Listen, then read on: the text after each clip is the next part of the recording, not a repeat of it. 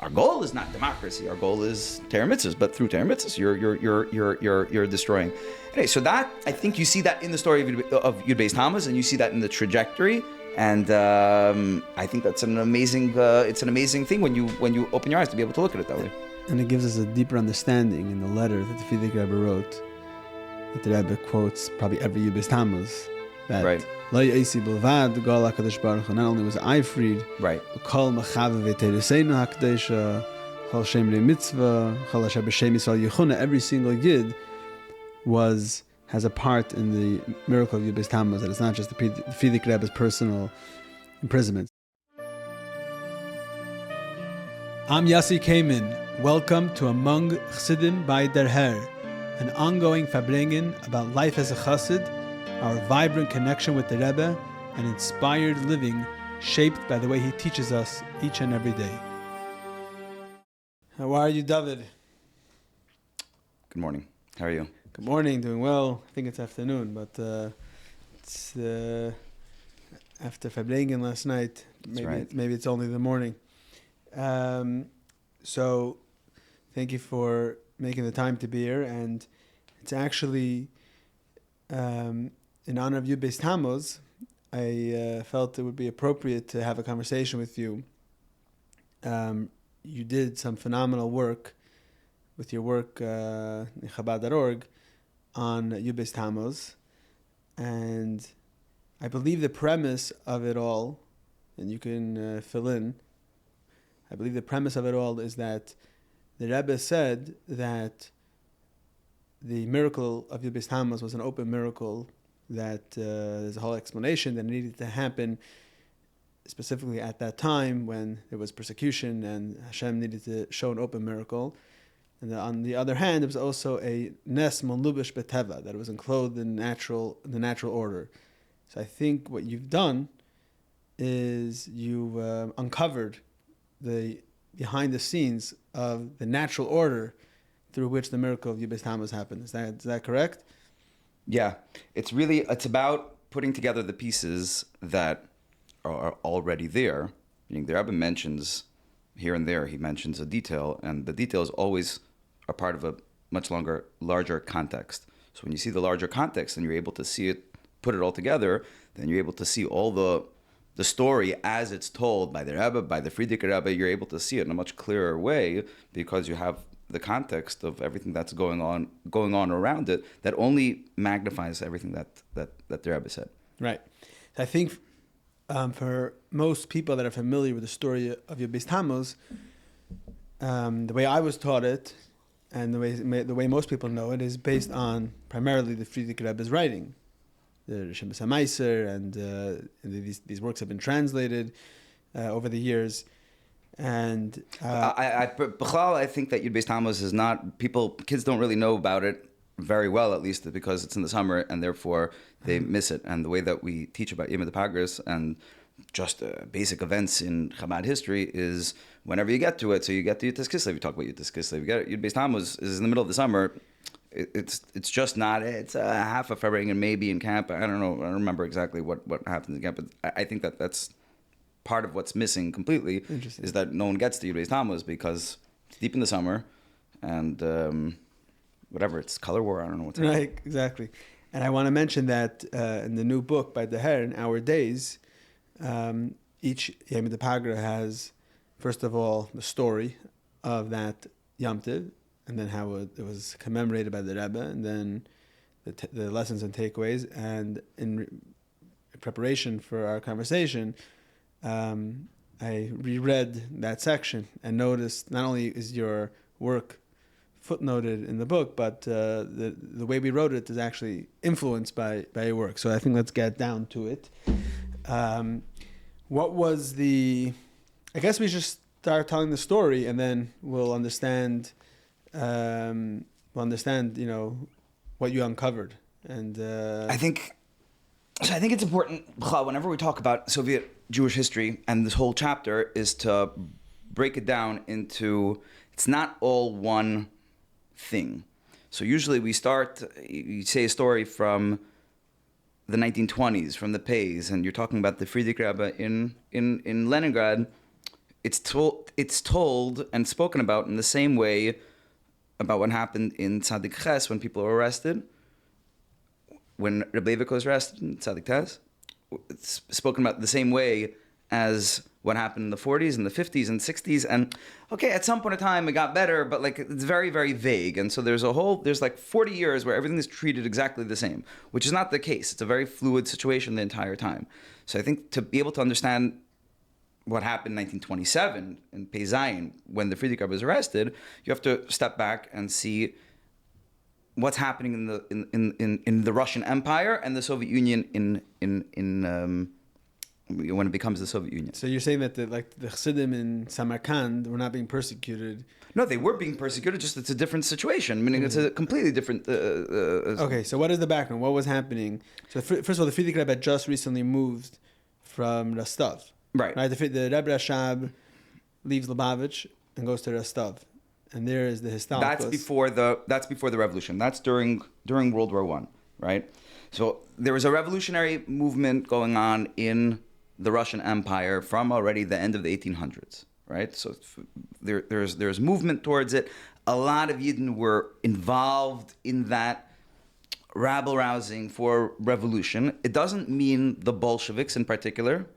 Later on, there was the Communist Party. The Communist Party was the Bolsheviks. They were, at some point of time, one small party of many parties joined under, like one segment of the Russian Labor Socialist Party, Democrat, I forgot the exact terminology. There's the whites. No. The whites are not part of this at all. The whites are the anti-communists. They're anti-all revolution. The democracy. Or monarchists. It's a whole mix of groups. They don't really have an ideology. They're just against. Mm-hmm. The revolutionaries are a whole bunch of groups that all have their own vision. There's the Bolsheviks. There's the Mensheviks. Famously, the Mensheviks were more popular than the Bolsheviks. Bolsheviks named themselves better. They called themselves the larger. The Bolsha is big, right? So we're the bigger section. And the Mensheviks were called the smaller one. Mensha, less. But really, the Mensheviks were more popular than the Bolsheviks. It was branding. So there's all these different groups. There's a specifically Jewish group, the Bund, which was socialist Jews who were into, everything was in Yiddish, and they were against the Zionists and against the Fruma, and that was so. These are all a bunch of groups that are all part of this together. There was a revolution in 1905, before the revolution in 1917, meaning before the actual communist revolution. So that led to a bunch of reforms. It failed, but it led to a bunch of reforms. And obviously, what happens when a totalitarian state, the Tsar was a totalitarian also, meaning he's in control of the entire country. So when he needs to give in to reforms, that already is sowing the end of his. That's what happened at the end of communism, also. Yeah, these reforms end up untying the entire thing. So then came 1917, came the revolution.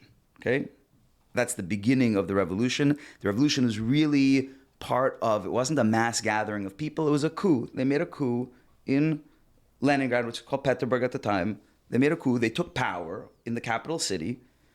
And then the Bolsheviks, at some point in time, took control of that. So right? after the most radical group, the Bolsheviks are the most radical group. And the way that it works, this happened in Iran also. When the Shah fell, around that time, there's a lot of people who are against the Shah. But the most radical group, the Islamists, are the ones who ended up taking control because they're ready to do the most. They're ready to go to all ends to win, so they won. So that's what happened in Leningrad. And then there was a war. For a few years, there was a war, this Russian Civil War, from 1917 till 1920, 21, Tafresh Pei, Pei Aleph. And so the Rebbe Rashab left Lubavitch, right? During World War I. During World War I. And he moved to Rostov. And all this happens during this time in Rostov. And we're not going to get into it, but like the Rebbe Rashab analyzes what's going on, what's happening outside. If you go to Rostov, there's the porch outside of the Yechidus room where you can see where the Rebbe Rashab had stood and watching the marches of the revolutionaries on Bratsky You can see it's a small. Brodsky is a small street, and Bolshevik Sadova is the street where they were marching, where the revolutionaries. So the Rabbi Shab is watching all this and commenting. No, I visited. You visited, okay. And so the Frierdiker Rebbe notes all these things down and writes them down for us. So from 1920, from after Beis Nissan, when the Frierdiker Rebbe becomes the Rebbe, everything's still in flux, but there are slowly the Bolsheviks who had taken control.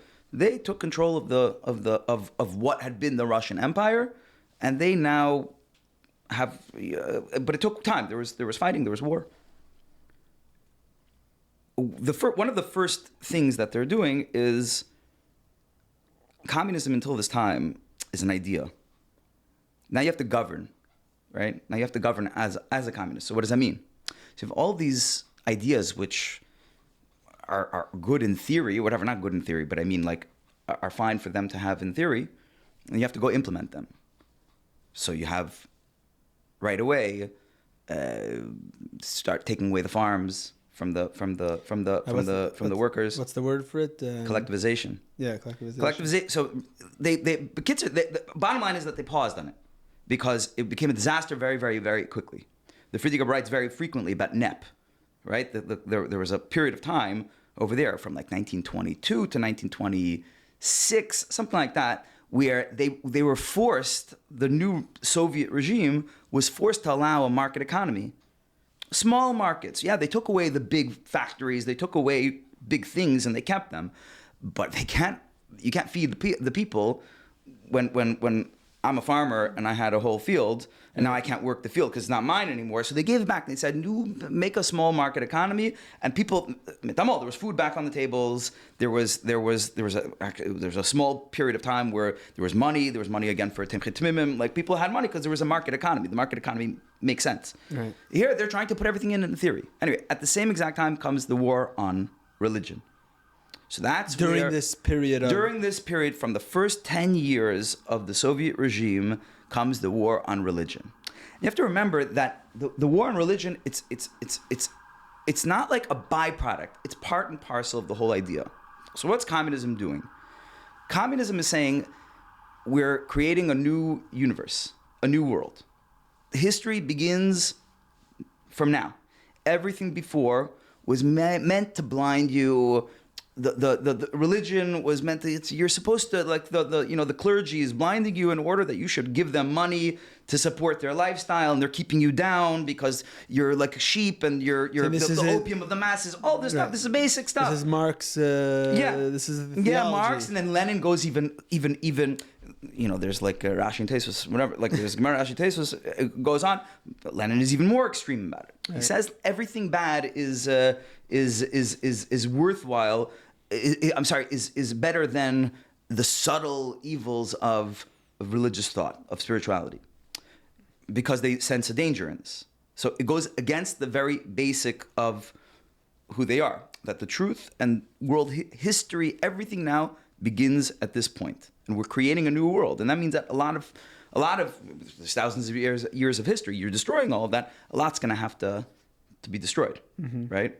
The fact that nations live in certain places, that you own this land, you could have owned this land for 7 generations. This is going to be very painful for you, right? But like for the greater good, we have to restart. We have to do, everything has to be done again. So religion is a very, very key element of this.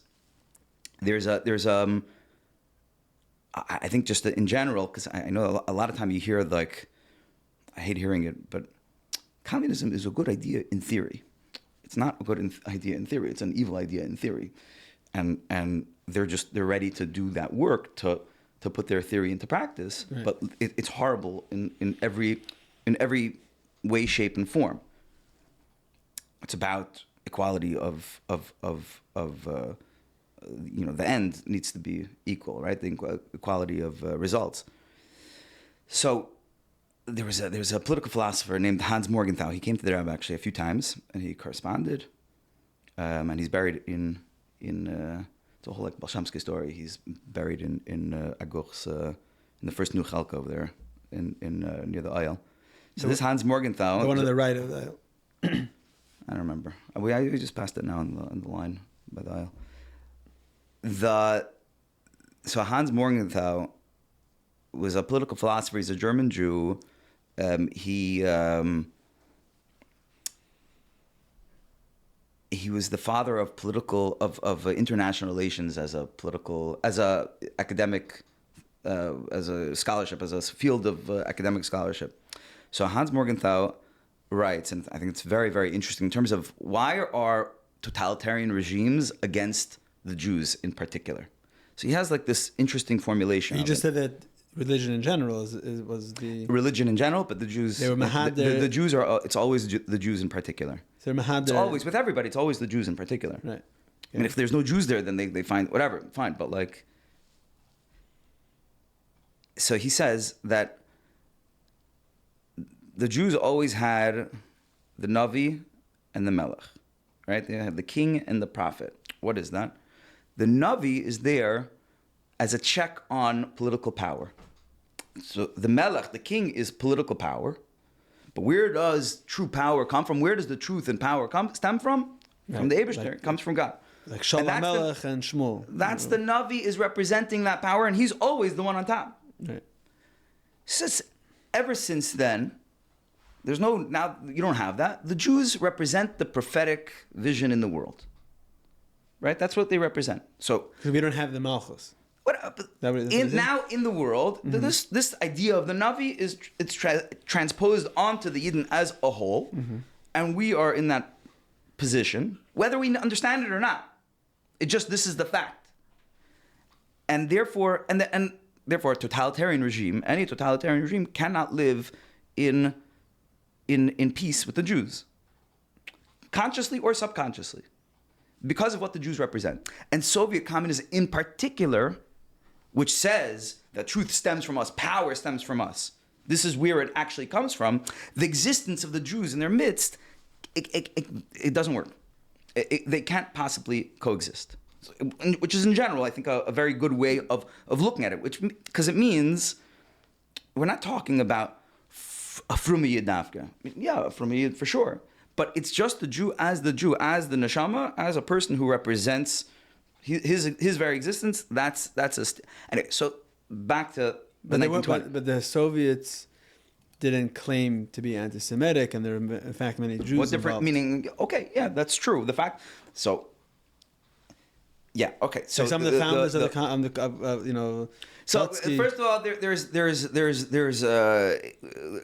certain things that are said usually by anti-Semites that the Jews did the whole revolution. It's not true. There was a lot of Jews involved in the general revolutionary movement.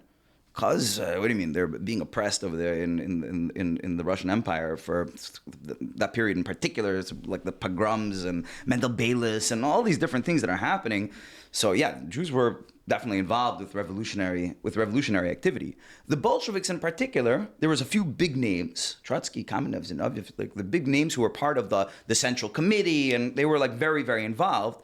But first of all of those who were involved from an early period with the Bolsheviks were not educated Jews at all. None of them. Not Trotsky, not Zinoviev, not Kamenev. They had no very, very poor Jewish backgrounds, like educationally. And then most Jews were not part of the Bolsheviks. So there's this statistic, I think I quoted it. It's like in 1922. The amount of Jews who were part of the Bolsheviks, part of the Communist Party, the Bolshevik Party, which eventually, which at that point was the only party left, that had been part of the party before 1917 was like 1,000. So we're talking not a large number in the big context of things. So they didn't. Now, after the revolution and after the Bolsheviks won, of course, if you were involved in the revolution before, you're going to be involved with it later.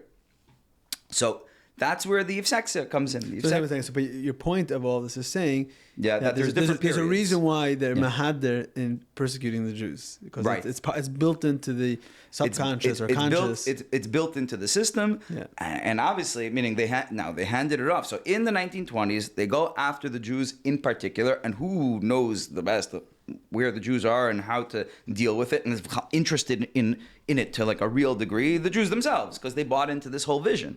Right. So that's where you have the Yevsektsiya comes in. So Yevsektsiya is the Jewish section. Yevsektsiya is the Jewish sections of the Communist Party. not everybody really, not all Bolsheviks, not all Jewish communists wanted to be part of the Yevsektsiya. They hated, meaning some of them hated the idea of the Yevsektsiya. Why? Because what do you mean? We're fighting for the brotherhood of man. We're saying that everybody's equal, that it's class and not nation, right? So class meaning I'm a worker, you're a worker. Nothing makes a difference. Now you're telling me that I'm a Jew. I'm a Jewish worker, and therefore I have to work through this. So a lot of them didn't like it. A lot of old Bundists who had been they became part of the Yevsektsiya, and the Yevsektsiya B'Poel led the charge from 1920 until 1930. The Yevsektsiya is not a government. Agency. Body. It's a party. It's a part of the Communist Party. Now, the true power in the Soviet Union came from the party because this is an ideology. So the government is just the levers of actual power. Like they pave the road, they keep the lights on, whatever. The party is what controls the entire thing and what runs the entire thing. So the Yevsektsiya is a part of the Communist Party. They don't arrest anybody. They urge and file reports with the KGB, which then was called the OGPU, the GPU. It's not the GPU, it's OGPU? I think then particularly was OGPU, but it's the same thing. They changed it was called the GPU, then it was OGPU. I don't remember, maybe it was the reverse, and then it became the... So NKVD and OGPU and KGB... Yeah, they would restructure in some kind of way, and then like they make a new agency. It's not just a sign on the door, but more or less it's a sign on the door. So the Yevsektsiya doesn't actually do arresting. It tells the GPU, it tells the KGB, you go arrest those people, and they can come along with them for raids, and they can come because the party is the most important. Remember, Stalin. Okay, so where does Stalin's power come from? Stalin in 1920 in 1922. All right, now I'm blanking whether he. In the early 20s, he became the general secretary of the party. Okay? And he unites a massive party. He unites as like the central clearinghouse of all information. Everything goes through him. This is still during the lifetime of Lenin. And therefore, he was already put in this position, and a very, very powerful position, because he's the only one who knows what's going on in all parts of the party, which is slowly taking control of everything. And he's there, and then he doesn't have. He just has. It's like being on top of the mountain and having to fight defensively, right? You're defending yourself from the mountain. He's already in the position of power. So, but he's not a government. He's not like the president of the Soviet Union. He's the head of the party. And the party is what matters the most, right. In terms of political power. Now, so the 1920s, in terms of, because we started off, I think we were saying about the different tkufas, the different periods of power, right? Meaning how things changed. So from 1920 until 1930, there were, in order really to take control of the country, to take control of different segments of the country, they came up with something which is really theoretically anti-Marxist. It was national kind of identity. So there's the Yevsektsiya, and other groups had their things, right? They had the Kyrgyzs and the Tajiks and the Mongolians. They have their own party. Mongolia wasn't formally part of the Soviet Union, but they were basically controlled. They have their own so it's a group, and Stalin called it, I think, national informed socialist in content. Right, so this is all one big part of. Now, in 1930, things changed, and he got rid of the Yevsektsiya. There's no Yevsektsiya after 1930, so that was the end of it. Because ideally, this whole thing doesn't fit with the communist. Yeah, and he doesn't need it anymore, and he expelled. Meaning the Jews had been very. Let's say we're talking about the Jews in particular. Good. You had it, and most of the Yevsektsiya was shot at the end of, by the end of the decade in 1938. Most of them were shot. A lot. Lulav included? I think Lulav was. The ones that Nachmanson was not. Nachmanson was not. I think Nachmanson was getting matzah from Chabad? From Chabad in 1993. Something Really? like that. Nachmanson was alive till 1993? Yeah, I think I have a picture of him. Really? Okay. He's the one from that, from He's the one that stopped them from Rash. opening, from Nachmanson. This is what I remember hearing. It makes sense to me. that, I mean, we can't know, that Nachmanson, when during the arrest, he stopped them from waking up Rebbetzin Shana. Yeah, right? and also he's the one that wanted to carry the Frierdiker Rebbe's bag, right? Right. That wasn't Yeah. Lula, that was Nachmanson. Yeah. Because he said, my Zayda carried the bag so that I marash for your Zayda. Yeah. The Frierdiker Rebbe said that he carried it where my Zayda wanted to go. You want to carry it where you want me to go. Right. So, but Lulav was saying was eventually killed. Lulav was killed, yeah. Okay. Lulav was, I'm pretty sure. I looked it up at some point. Yeah. Okay, so here the Yevsektsiya was that like they were like creating it was like propaganda, a lot of it, right? propaganda, they're the ones who took over the shoals. So all the chadarim and some mikvahs being cemented That was and all all the that. that was all the Yevsektsiya. They made trials, they made show trials. They made a show trial of the cheder in Vitebsk, which is meaning a vikuach, like it's a show trial. It's not a real trial. It's they made the Rav defend the Rav and the community defend the concept of the institution of the cheder.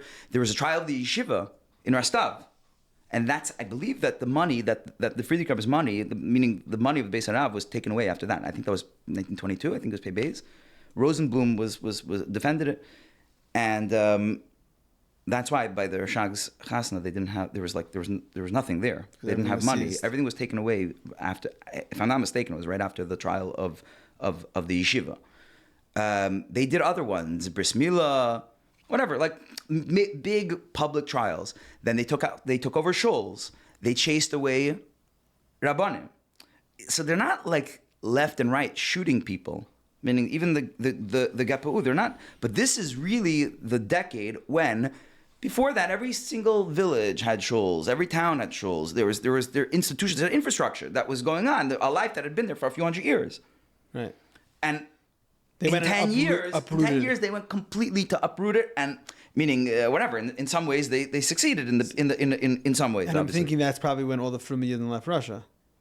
What do you mean the Fruma Yidden stopped being from? I mean, some people left. A lot of Rabbanim and a lot of people. Rabbanim. So, yeshivas left. The yeshivas left. There's little yeshivas that moved. So the yeshivas, the institutions left 100%. It was only Tim Chitvim after 1922 or whatever, something like that. I think the Vardik had something, and they left at the like early on. And the Chafetz Chaim, I think, was in. I remember hearing from somebody that the Chafetz Chaim regretted always that he left. So I'm saying, but that's what I wanted to get to is that after they're going through this program of dismantling Yiddishkeit, and most of the institutions of Yiddishkeit basically just left, or Yidden that they just whatever, they lost it. But we're talking about 3 million Jews, right? But the Frierdiker Rebbe is the only one, literally the only one that says, actually, I'm not leaving, and we're gonna make an underground. 100%. Right? That was never even a question. So the Frierdiker Rebbe established the Vaad Rabbanei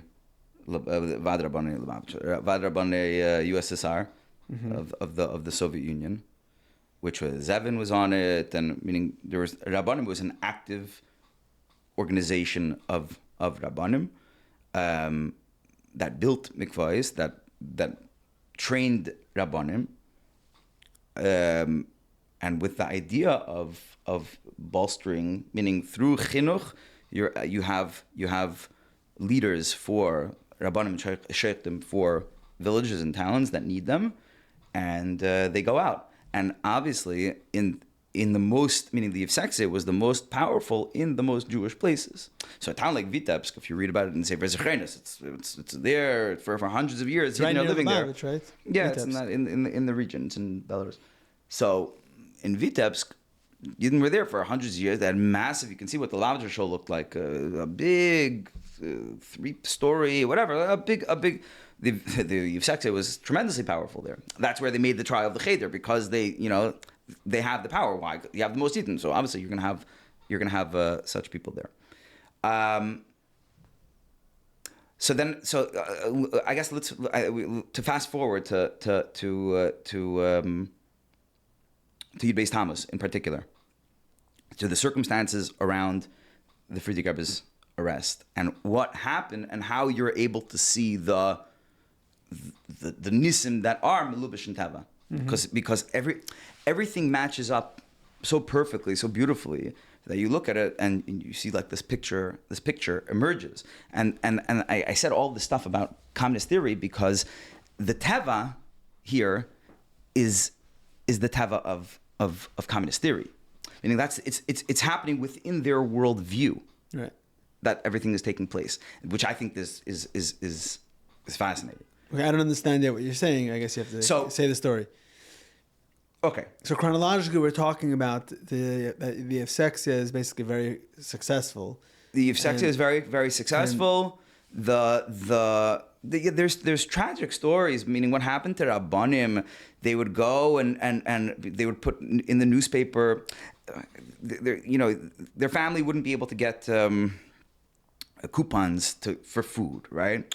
So then the Rabbanim, because it wasn't, being a rabbi wasn't considered a job, and if you're not, you're a parasite then, right? You're sucking off the system, so then you wouldn't get it. And then the family, and then the thing disintegrated very, very quickly. So the Rabbanim or the Sheikhim, anybody who's involved with the Klei Kodesh, they had to make like ads in the newspaper and say, I'm no longer doing this, right? I'm no longer a mile.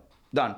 And now I work as an accountant in a bottle factory. So you have a lot of that, meaning, and it happens very, very, very quickly because their kids, whatever, it goes on. And you had from a people who specifically didn't tell their kids, didn't educate their kids, more than you can imagine. Who didn't tell them? I mean, I'm remaining a Frierdiker. I'm continuing to do what I did. Why should I burden this? What's going on around us is never going away. So Mesiras Nefesh wasn't a given. For sure not. What do you mean? Mesiras Nefesh? It's whatever. So that's it. I remember meeting a Jew on Merkishlichus actually, and in it was in Lithuania, and this guy's like, yeah, my grandfather used to say, I don't eat this because the Jews many years, were in Egypt and whatever, and we were in the desert, but you eat it, about like pig fat there. He was saying specifically, goes, why do I do this? I do this because the Jews many years ago did this. Well, that's good for me. You don't do it. So the entire Yiddish guy, he told him it's not for you. Not bad people, but this is the nature of what's going on. That's what the Frierdiker Rebbe is fighting against, and that's what the Frierdiker Rebbe is telling Chassidim, first of all, to send their own children to Cheder, and second of all, to go out to serve as Rabbanim and Sheikh, and it was dangerous. Again, some people were arrested and sent away, for sure. Meaning we know people who were sent away during that time. They could also be beaten in the street. You can be beaten to death in the street. There's a town kind of top. I was on Merkishlichus there too. So a town kind of top. There was a whole story with the head of the Yevsektsiya. The Frierdiker writes his name, Laser Levin, and he, I think they put a bacher and Timchetvim in a coma. So that's what's going on. It's like thug stuff on the street, and it's taking over everything at all times. Right. And I want to say that it seems that the seeds for the Frierdiker Rebbe having Chassidim to work with to fight this battle was probably the establishment of Timchet Timimim by the Rebbe Rashab. For sure. But the Timimim were the ones that the Frierdiker Rebbe worked with, and then he made the bris with the Christus bris with the 9 Timimim. I'm saying this is the Timchet Timimim was the precursor. For sure. To wage the battle. 100%, which is exactly, we started off talking about the different revolutionary movements. So that's mamish. That's at the same time, right? Like this is all going on around them. Volozhin was closed down because they were all revolutionaries, whatever. So they left. Where's their? So yeah, 100%. That's what seeded the ability to fight. I think the Rebbe writes this in particular. It's an article in Kivitz Lamavich where he writes out he maps out. I don't know if the Rebbe's name is on it. The Rebbe's name is not on it, right? I don't know. There's an article. There's an article in Kivitz Lamavich which kind of maps out. It says it's about Yud B'Tammuz, but it's really about what happened before and the plan. The organized plan. Chabad, everything's organized, and we always have a plan. So by the Rebbeim, and you see the plan of the Bachrim being educated themselves and then going out and teaching and education as the tool to fight against And that all that leads up to Yud B'Tammuz. Okay, so let's just get to Yud B'Tammuz because that's what we're here to discuss. So 1927 is already a very, very tense time. During that year, Stalin, who had opponents within the party, meaning he was in a very good position, but Trotsky, we know, right, was seen as who is the heir of Lenin. Okay, so it's already very tense because of that. He's defending himself. So through the year, he's consolidating power within the party apparatus.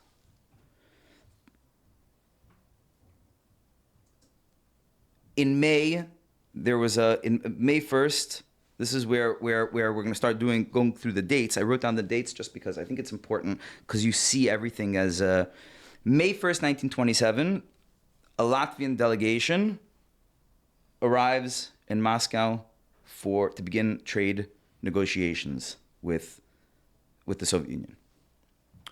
Latvia is a Baltic country, right? There's 3 Baltic countries, Latvia, Lithuania, and Estonia. They had been part of the Russian Empire before the revolution.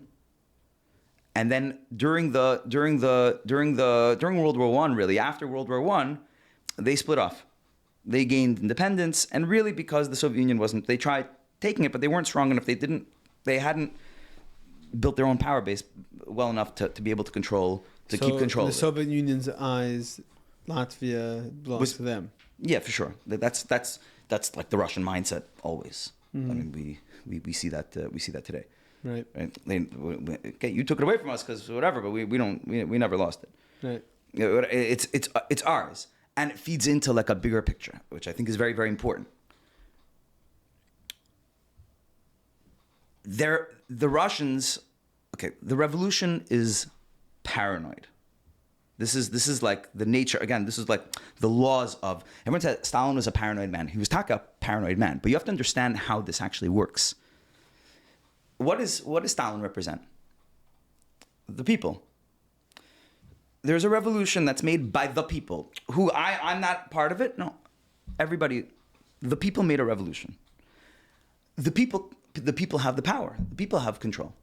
What do you do with that?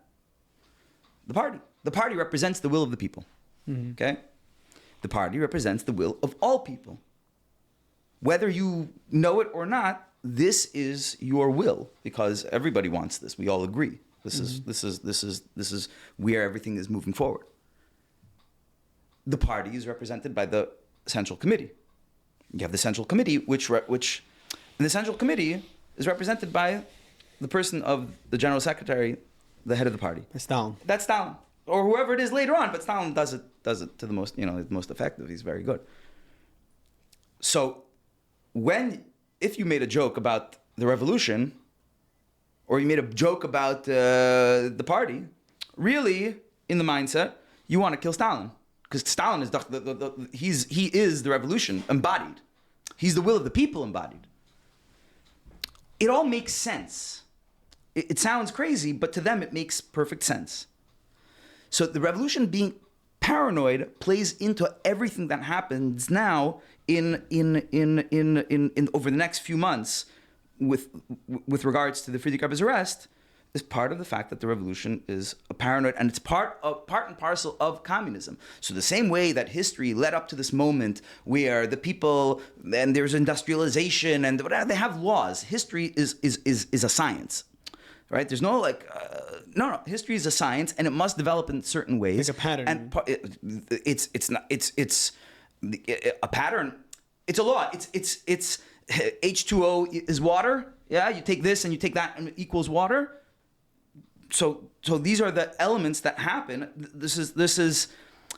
It doesn't, even what they said was supposed to happen didn't actually happen, but they fit it into their mindset. And this is like they're really they're able to, they say that they're able to predict what's happening next, right? Among Chassidim is brought to you by Chassidische Der Herr. We live in a chaotic world, a world where for us Chassidim is a seinu, lei ra'inu, we do not have the ability to hear and see the Rebbe on a daily basis.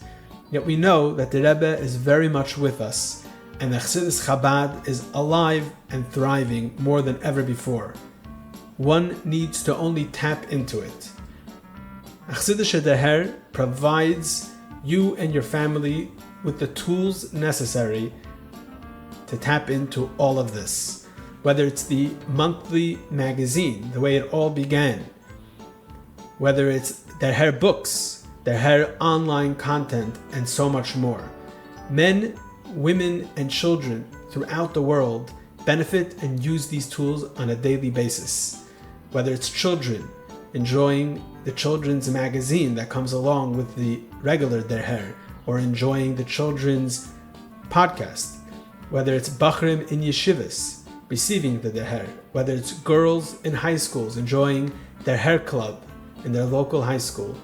People all over the world and from all walks of life enjoy and utilize these tools and take advantage of it. If you're not already subscribed to the Derher Monthly Magazine, do so today at derher.org. That's derher.org. Derher is a dynamic organization which is committed to continue providing these tools, grow on a constant basis, and do all that we can to help this effort. Baruch Hashem, it takes a lot of resources and finances to make this all happen. You can be part of Derher through your financial support as well, through visiting our website derher.org, or through contacting us to setting up a meeting. Thank you very much. Enjoy the rest of the podcast. So during this time, there is their paranoia. They always have, so you have the revolution, and the capitalist countries want to crush the revolution. What's the revolution? The revolution is now the party, right? Is this country. So they need to. It's not like we fear that they want to. No, they have to. According to the way this works, the capitalist countries want to crush the revolution. Right. So now they're paranoid, but instead they're paranoid because they have to be paranoid. That's the way that communism works. So Latvia is one of their own former republics, so they're making a trade deal with the Latvians. Okay? They're particularly paranoid about their own former countries, the capitalists using their former countries against them. This is like the worst thing possible. Again, NATO expansion into Ukraine through we see it now also. It's like all these things make sense. Right. Okay. So what was this trade deal about? So the Latvian trade deal was a basic trade deal, meaning it was a complicated trade deal. Latvia had a problem. Latvia had been part of the Russian Empire and had deep water ports and for trade with and it's a country the size of West Virginia. They have nothing to send out. Right? Because they had been part of the Russian Empire, and they were Shire Berlin, right? Shire Berlin, who traveled with their Amarash, who's their Amarash's cousin. He traveled with their Amarash with the Yain Essex Metamtem. Yeah, right. That's that story when he went to Paris. Shire Berlin was in Riga. He was a wealthy man. He owned like 100,000 hectares. I don't know, something a crazy amount of woodland. He was based in Riga. He owned a crazy amount of woodland. He owned the mills that made the timber. The ships that took it down and that spread it out and that sent the wood, the lumber, the processed lumber to Petersburg, to London, to Hamburg. So he was a big veer. But where's this? This is all because Latvia is a part of the Russian Empire. They're exporting the whole Russian Empire's goods. Yeah, a lot of export. By the way, a lot of Jews also left. Meaning between 1880 and 1920, right? The Jews who were leaving the pogroms and coming to America, a crazy amount of them went through Latvia, went through those ports also on ships to which is why a lot of American Jews come from like Chabad territory because they came from in that area. Latvia is very close to Dvinsk is Latvia today. It's Daugava Pils or whatever, and it was, but it was actually historically it was part of Belarus, so like Yidden were allowed to live there. Riga was like Petersburg, that Jews were not allowed to live there. It was outside of the Pale settlement. Yeah. But either way, but it was very close by, right? And Jews were very involved with that trade. So now they don't have any place. They have nothing to trade. So the Latvians saw themselves and dreamed of being like a bridge between the East and the West. So after the revolution, the Russians didn't have, meaning they didn't have diplomatic relations with a lot of people, including the United States. There was no diplomatic relations with the United States until the 30s. Mm-hmm. So the American embassy in Riga represented Soviet, meaning their interests in the Soviet Union, because there wasn't one in Moscow. Interesting. During this time. So they were they were friendly with Russia. I'm saying it was whatever. It's like being friendly with the bear that wants to eat you. But Okay, yeah. But meaning they're right there. They have no. So why do the Russians want it? That's the question. And the very basic fact is, they don't really care. Yeah, they had limited trade in other places, but what they really want is to sow discord between the three Baltic states, right? To get them to be fighting with each other. So that worked, by the way. This trade deal ended up going through, and Estonia never forgave the Latvians, and it caused discord. They're all three kind of in the same boat. They're different people, but they're very similar to each other, and they all hate the Soviet Union. They all hate the Russians, and as a group, obviously, you're always more powerful. So they were fighting over, how dare you make a deal with our mutual enemy, right? But the Latvians needed this deal. They wanted this deal. Anyway, but that's really the Soviet Union's goal. Interesting. Okay.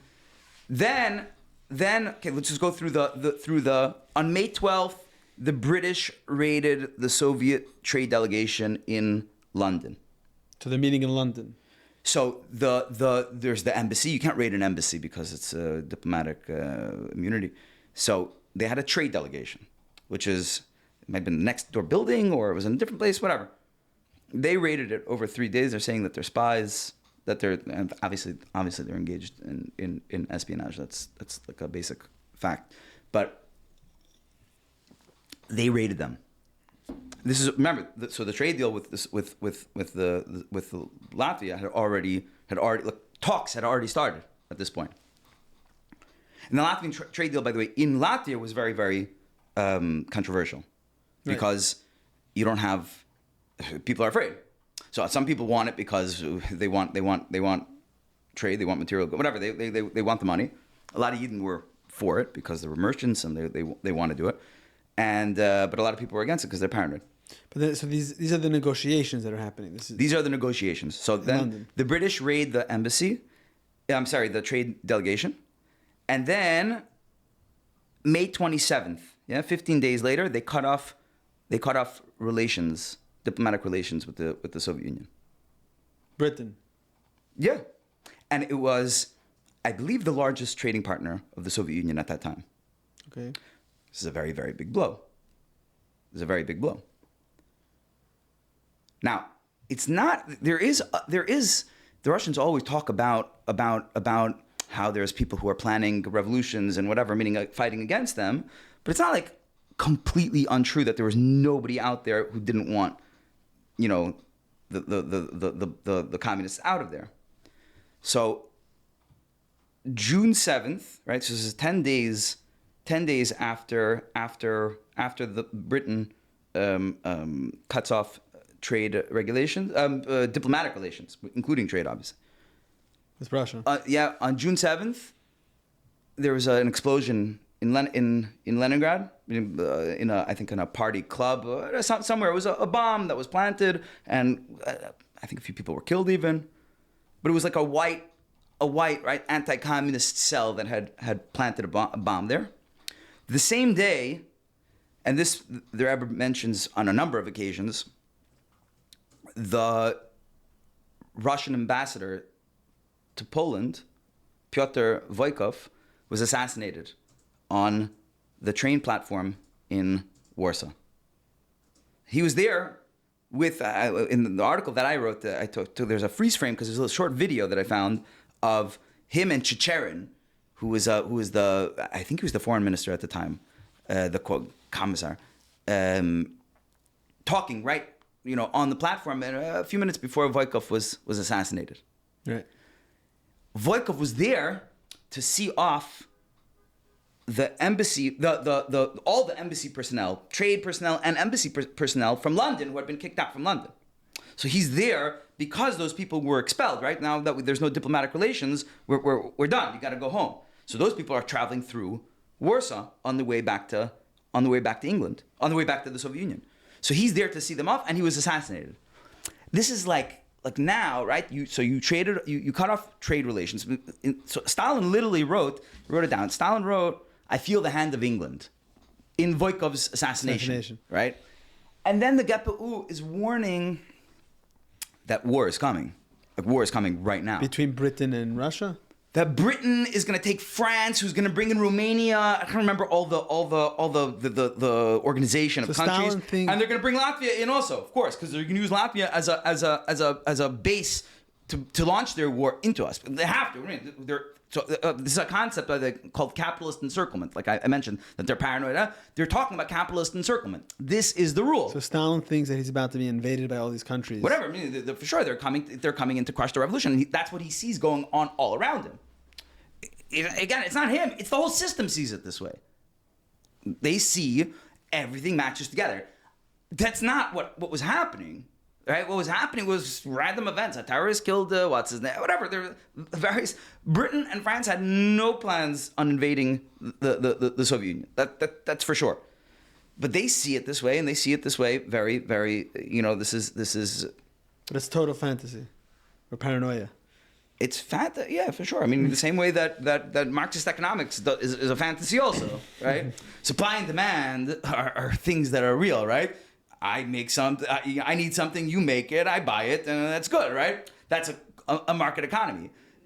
It's fantasy to say that Marxist economics is like, I had a great uncle or something who wrote Marxist economic textbooks.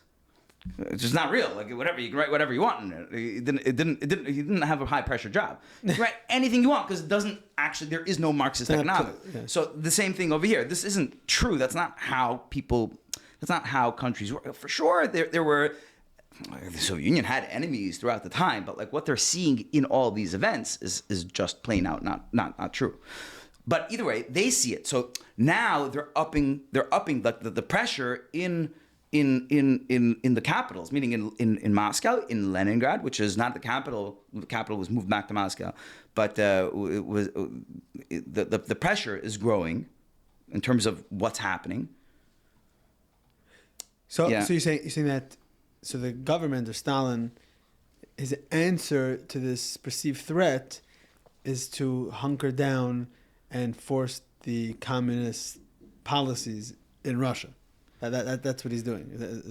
Now they're full on under attack. Yeah, but that's what they feel. What it's not right now. It's we need to go after all of our enemies because we have enemies within. So all the counter. Meaning we're helping the people abroad, obviously. Got it. So June 7th they start. June 7th that same day, and then June 8th they start putting in new rules, new laws. They reintroduced the troika. The troika is three, it's not a real court, right? It's like three members, like a Tarsandarm, like whatever. Yeah, three people, and we shoot you, right? So they reintroduced that. They hadn't. Everything works with. Everything works with law. They had it in the beginning of the revolution. Everything works with laws there, right? You can't make decisions on your own. So everything, it's a laws-based country in some insane way. You can't make decisions. Everything needs to be documented. It's like overall, it's a bureaucracy that you never paperwork.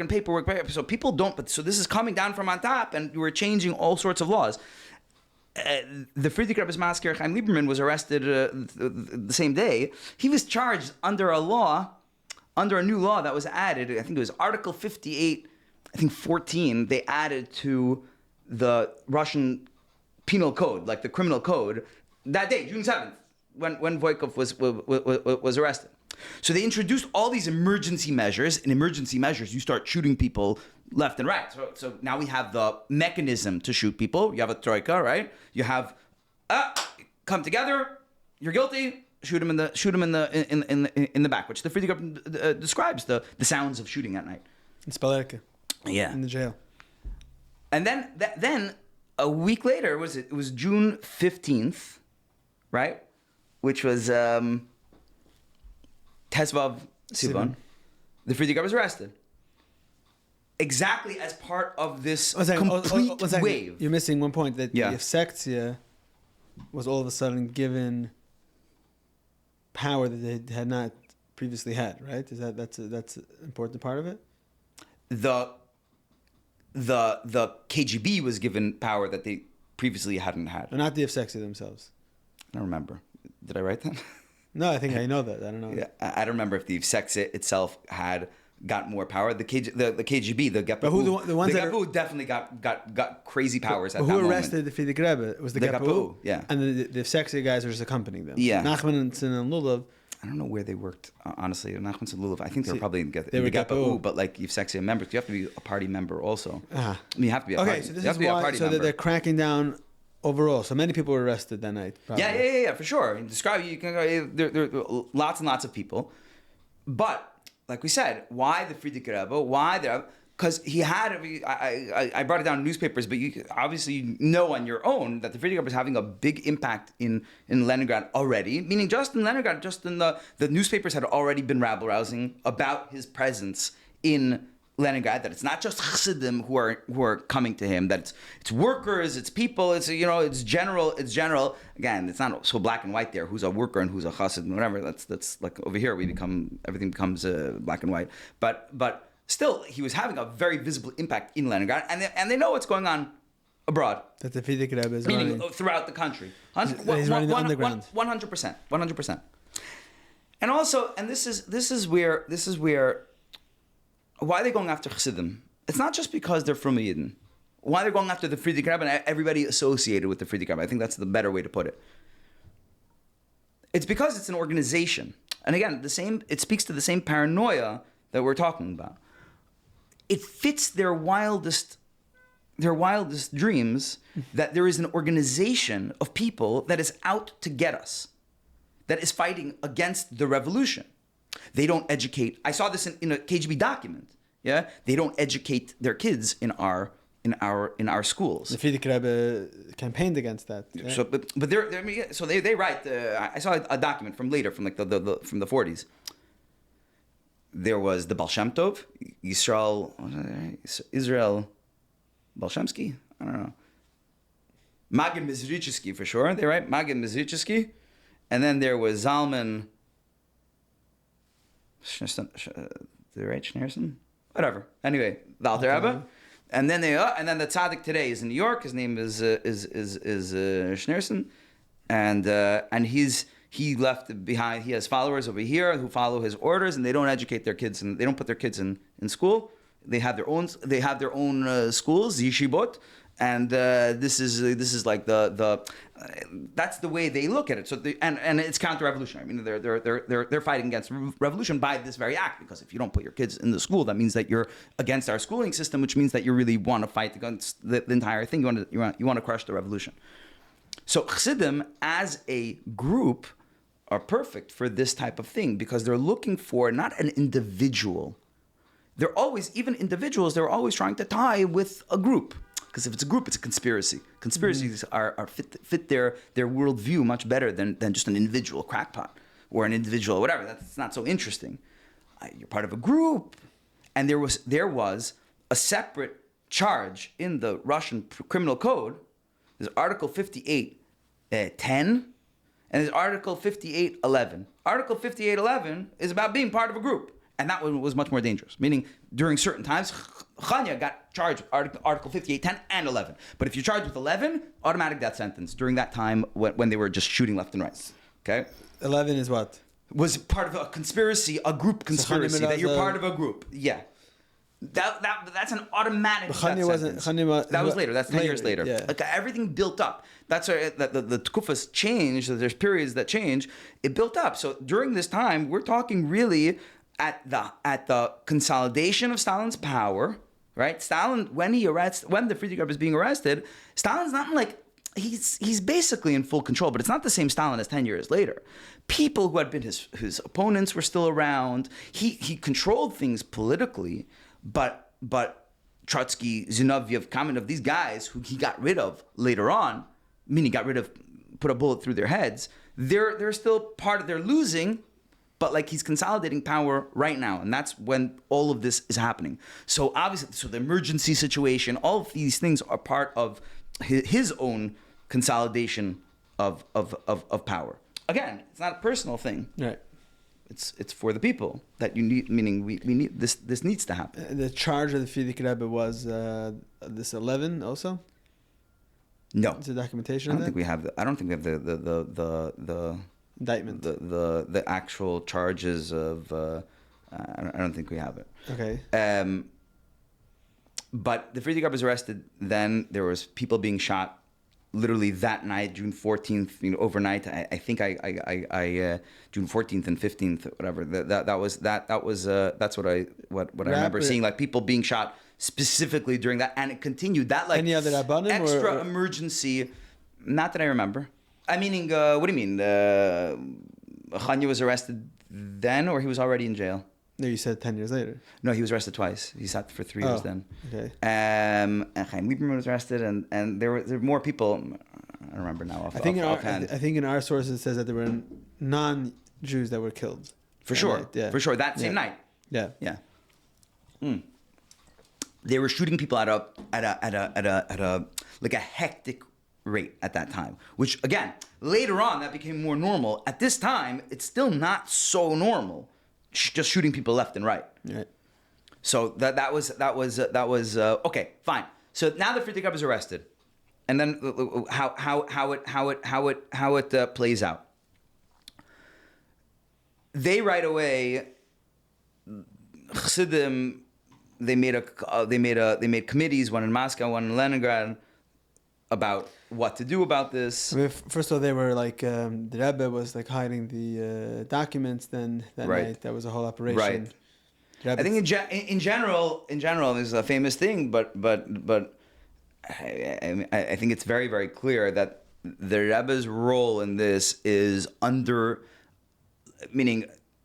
understood, right? It's not. There's much more there.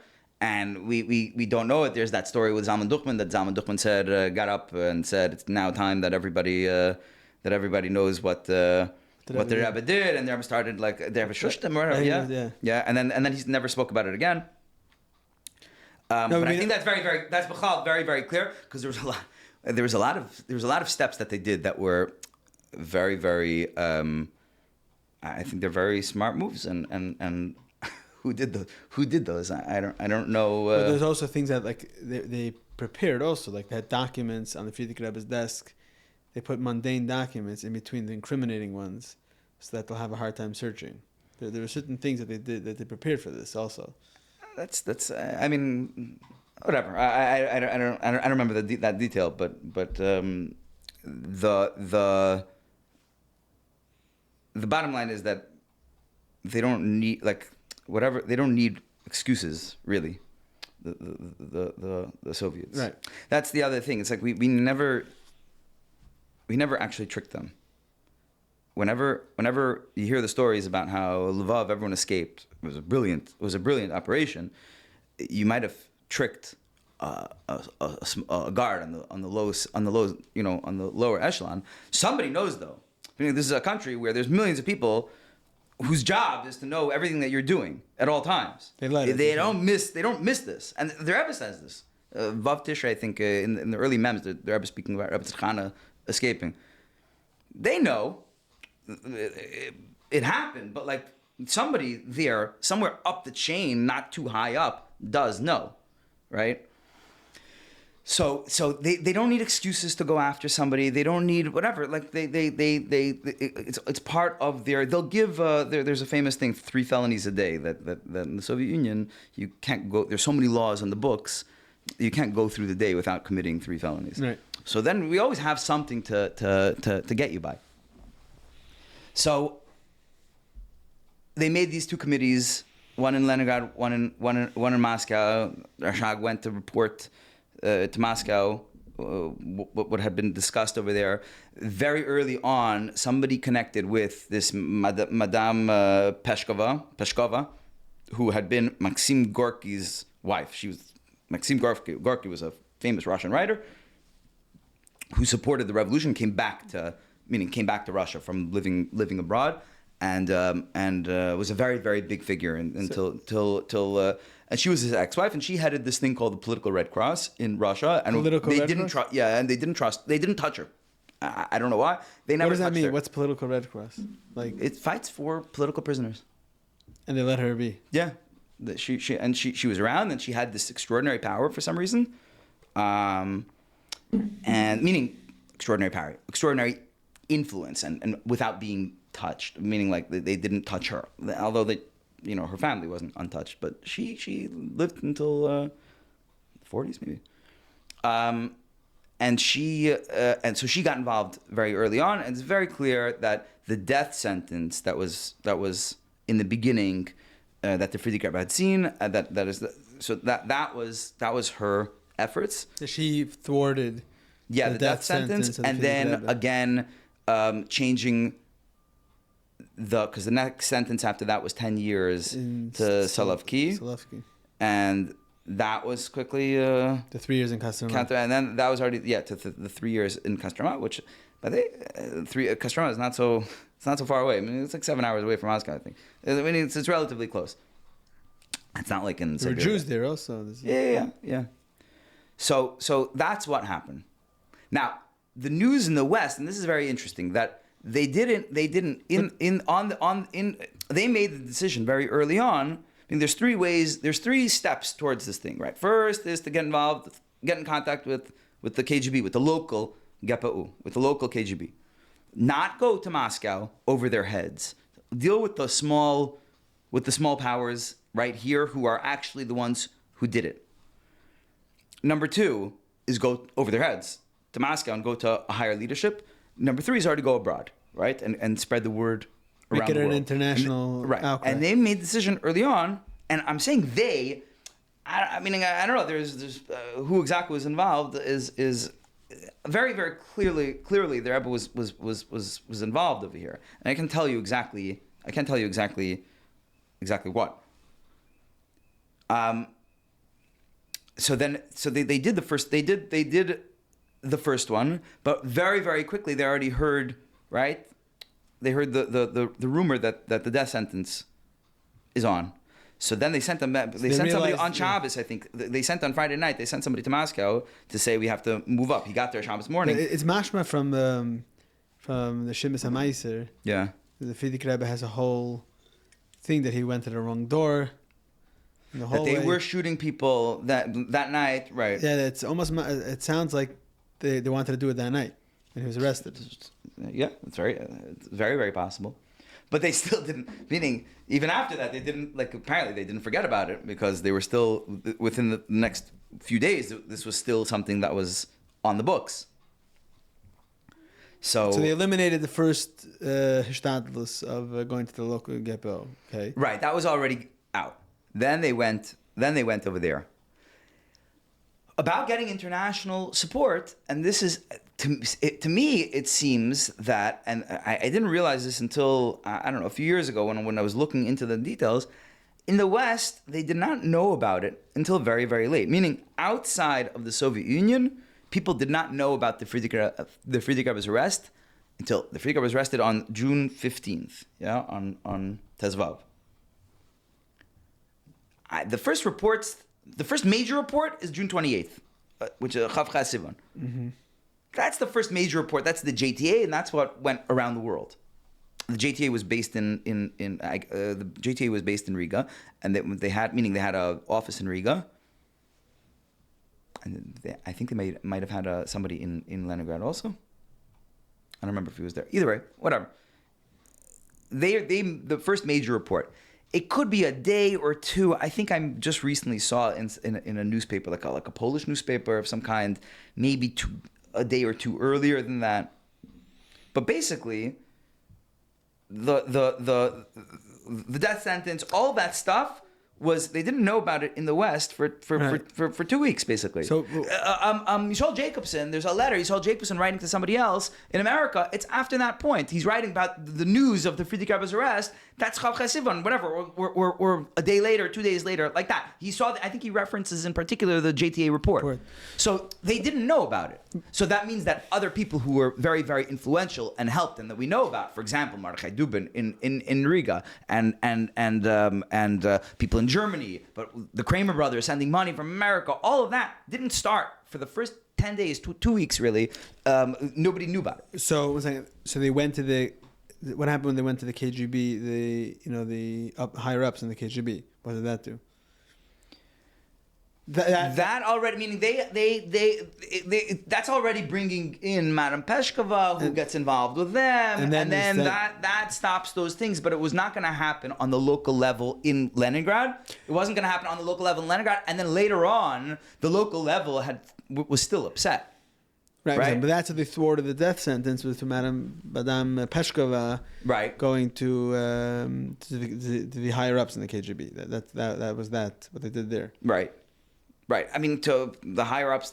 Yeah, very very higher ups. Okay, but the Frierdiker Rebbe is still imprisoned or going to be going to Galus. So then he went to Galus, right? But you see, I think I quoted Rav Kook's telegram to the JT to the joint in America, saying you need to do something. What does he say? He says, Rabbi, Schneerson, whatever, but very, he was a friend. Needs deliberation, I think. Wire results, whatever. Emergency. The date of that is June 29th. And then you see in the joint archives, you see there's lots of telegrams. There's shuls, all these Tamach Tzedek shuls, whatever, Nusachari shuls from all over the United States. They're all, they write, there's a lot of them that have they write, Rabbi Schneerson arrested, held Petropavlovska fortress, or Peter and Paul, that's where the Alter Rebbe had been held. Stam, they a lot of them write, they're mixing in already right away. All the trauma. Okay, yeah. So so those anyway. That's already when basically. So Gimel Tammuz, the Frierdiker Rebbe left. That's July 3rd. The dates, I think, over those 2 months are exactly English and Jewish are exactly aligned. So Gimel Tammuz, I think, is July 3rd, and that's when the Frierdiker Rebbe went to Kastarma. So that's when the whole already the whole world knows about this already and is going crazy about it, and there's a lot of mixed information. There was I think July 1st or Shchedesh Tammuz, the JT has a report that there was false rumor that he had been released, and then everyone started celebrating, and then afterwards they realized that it wasn't true. So they started. In the book we have a picture, I think it was also in your article, that the Frierdiker Rebbe idenu nitfas b'maiser. He's still in jail. It's not. Right. That was probably a report. I don't know the date. You remember the date of that? Yeah. Whatever. Yeah. So that's there was all this confusion, but that's when everybody gets involved. Okay. So now just to move it along to the trade deal, because that's really meaning the outside. So you're going to talk about. Now you're going to talk about Mordechai Dubin and the trade deal. Yeah. But what about the American Hishtadlus? Did that do anything? Wasn't Justice Brandeis involved in? The American, I think practically the American help was mostly money, I think by the time, and there was probably, you have to remember that really all of these efforts were not really, it was too late in the game to get him out of prison. He was already out of prison by the time they found out. Right? If June 20, if Chav Chesivan is when the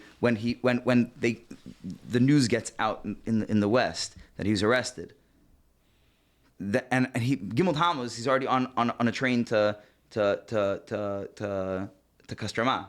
It's not a lot of days over there, right? Then 10 days. So they start doing things, but he's already halfway out. Meaning a lot of things have to happen. So I think the most of the efforts really that all came together during that time was really was to bring the Frierdiker Rebbe out of the Soviet Union. In the probably to out of Kostroma. Also, it already helped that there was this American pressure. Bora, right? William Bora was the senator from Idaho who it's very interesting was influential. I think the Kramers got Bora involved, and Bora was like a very early lead proponent of the United States forming diplomatic relations with the Soviet Union. Right. And later on, you see his name comes up frequently, and like they knew who he was in the Soviet Union. They know who Bora is because he was the head of the Senate Foreign Relations. You're saying their plan was get the Frierdiker Rebbe out of Russia. That's what they were thinking. I mean, whatever. They want to get him to safety, and over the summer, it became clear that's really meaning the only option. I think the Frierdiker Rebbe didn't want that. After the Frierdiker Rebbe after he was freed. Yeah, so the Frierdiker Rebbe was freed. And then the Frierdiker Rebbe, right? He went for 6 weeks. He was in Malachivka, which is a small town near Moscow. And I think he said when he left that I didn't really leave. Even later, yeah, he said, yeah, for sure, 100%. One of the integral components of being a chassid are the Chassidish Yom Tovim and Yom Pagra.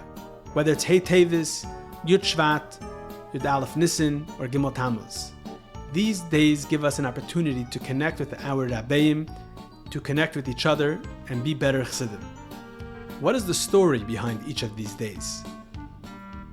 How did the Rebbe commemorate and celebrate these days? And most importantly, what are the lessons, the takeaways, and the action items Hamaisa Hua Ikr needed for each of these days?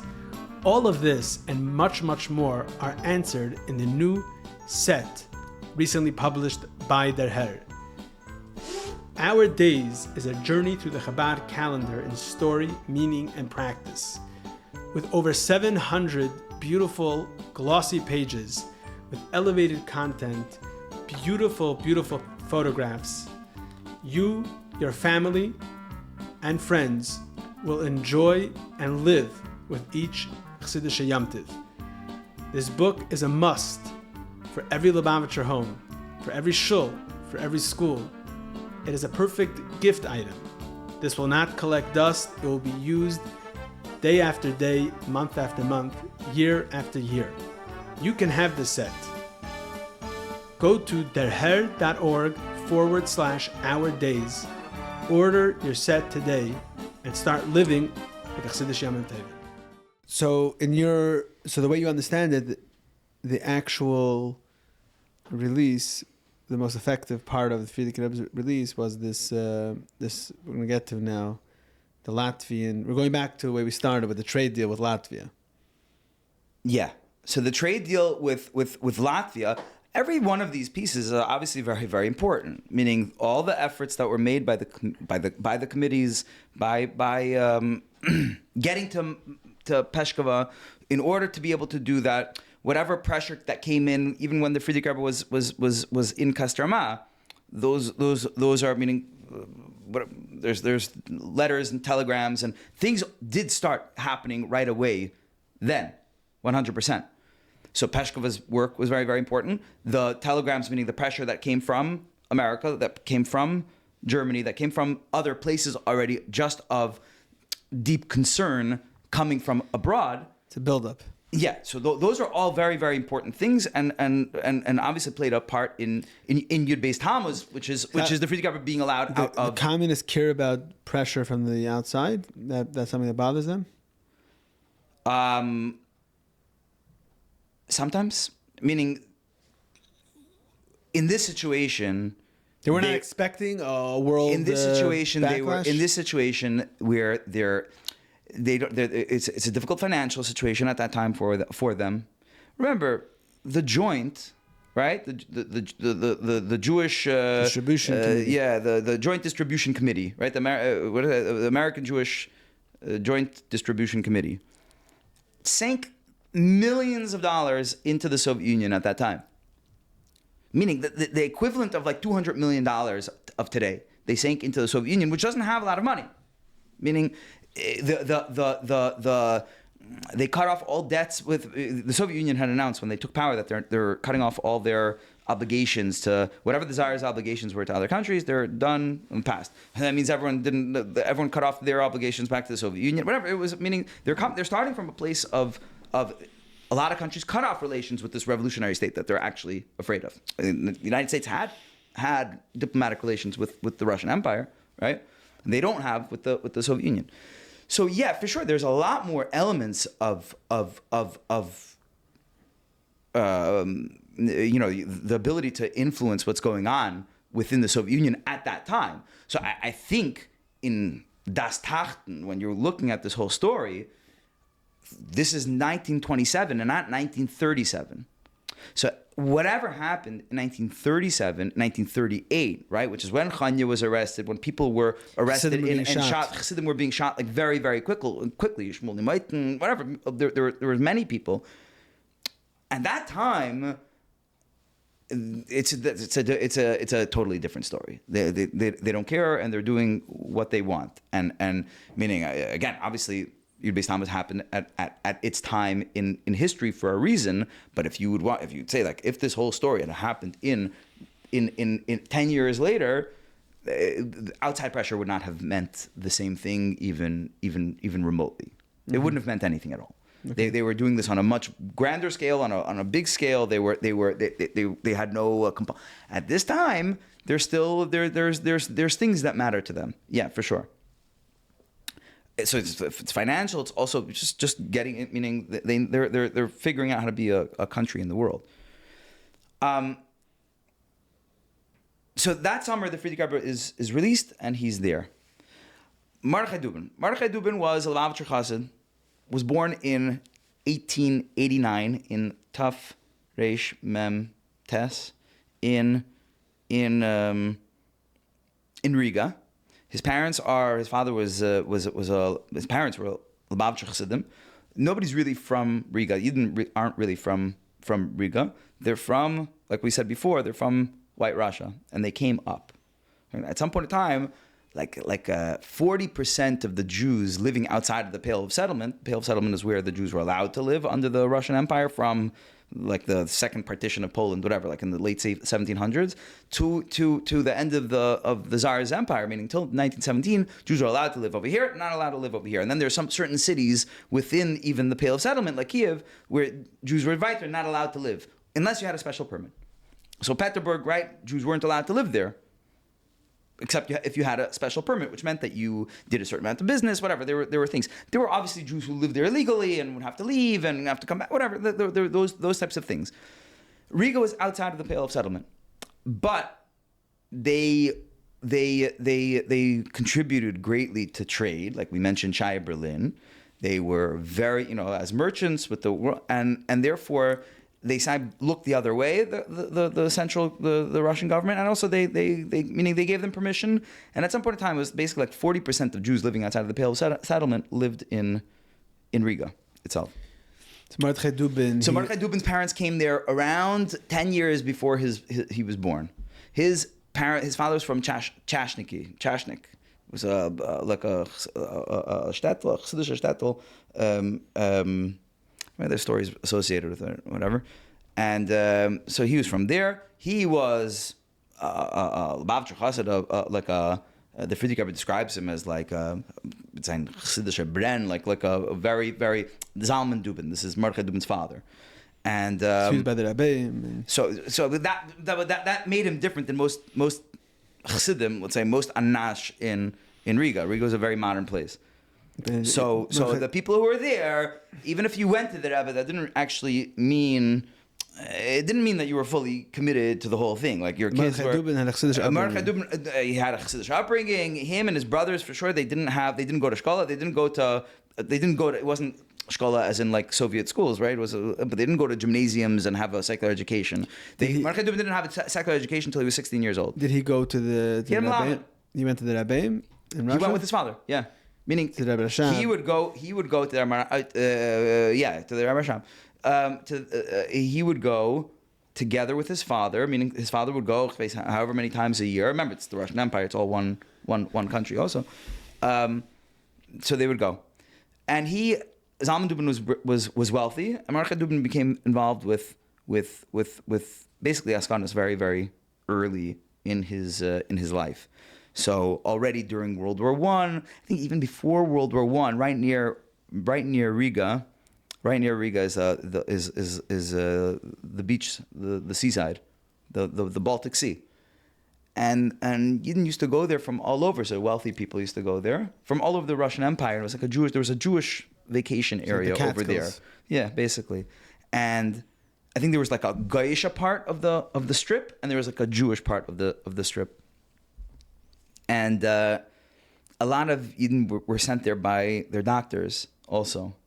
So Mordechai Dubin would from like a young age would fundraise money to help the Rabbanim, whatever, who had been sent there. They're prescribed to go to the beach, right? To go sit there by the water for the air and whatever. And so, but they don't necessarily have the money for it. So he would collect money. So that was like his first askanas, and he didn't really have to work because he was involved with his father's business, but whatever, it was a big business, and he was involved with askanas already from that time, but really from his 20s, he was already like a newly married man, and he during World War I, a lot of Jewish leaders left Latvia when during World War I, Latvia was sent back and forth between this side and that side, and then the Germans, it's famous, the Germans lost World War I, obviously, but they lost on the Eastern Front. They won on the Western Front. So they won on the Western Front. That means that the Germans established power in Latvia and along their western border. Then they lost, a little later. They lost on the Eastern Front, and then everything collapsed, right? And then it was like a land grab, but they won over there. And then when that collapsed on the Eastern am I getting my directions right? No, Eastern Front. I'm sorry. They lost on the Western Front and they won on the Eastern Front. Sorry. So on the Eastern Front they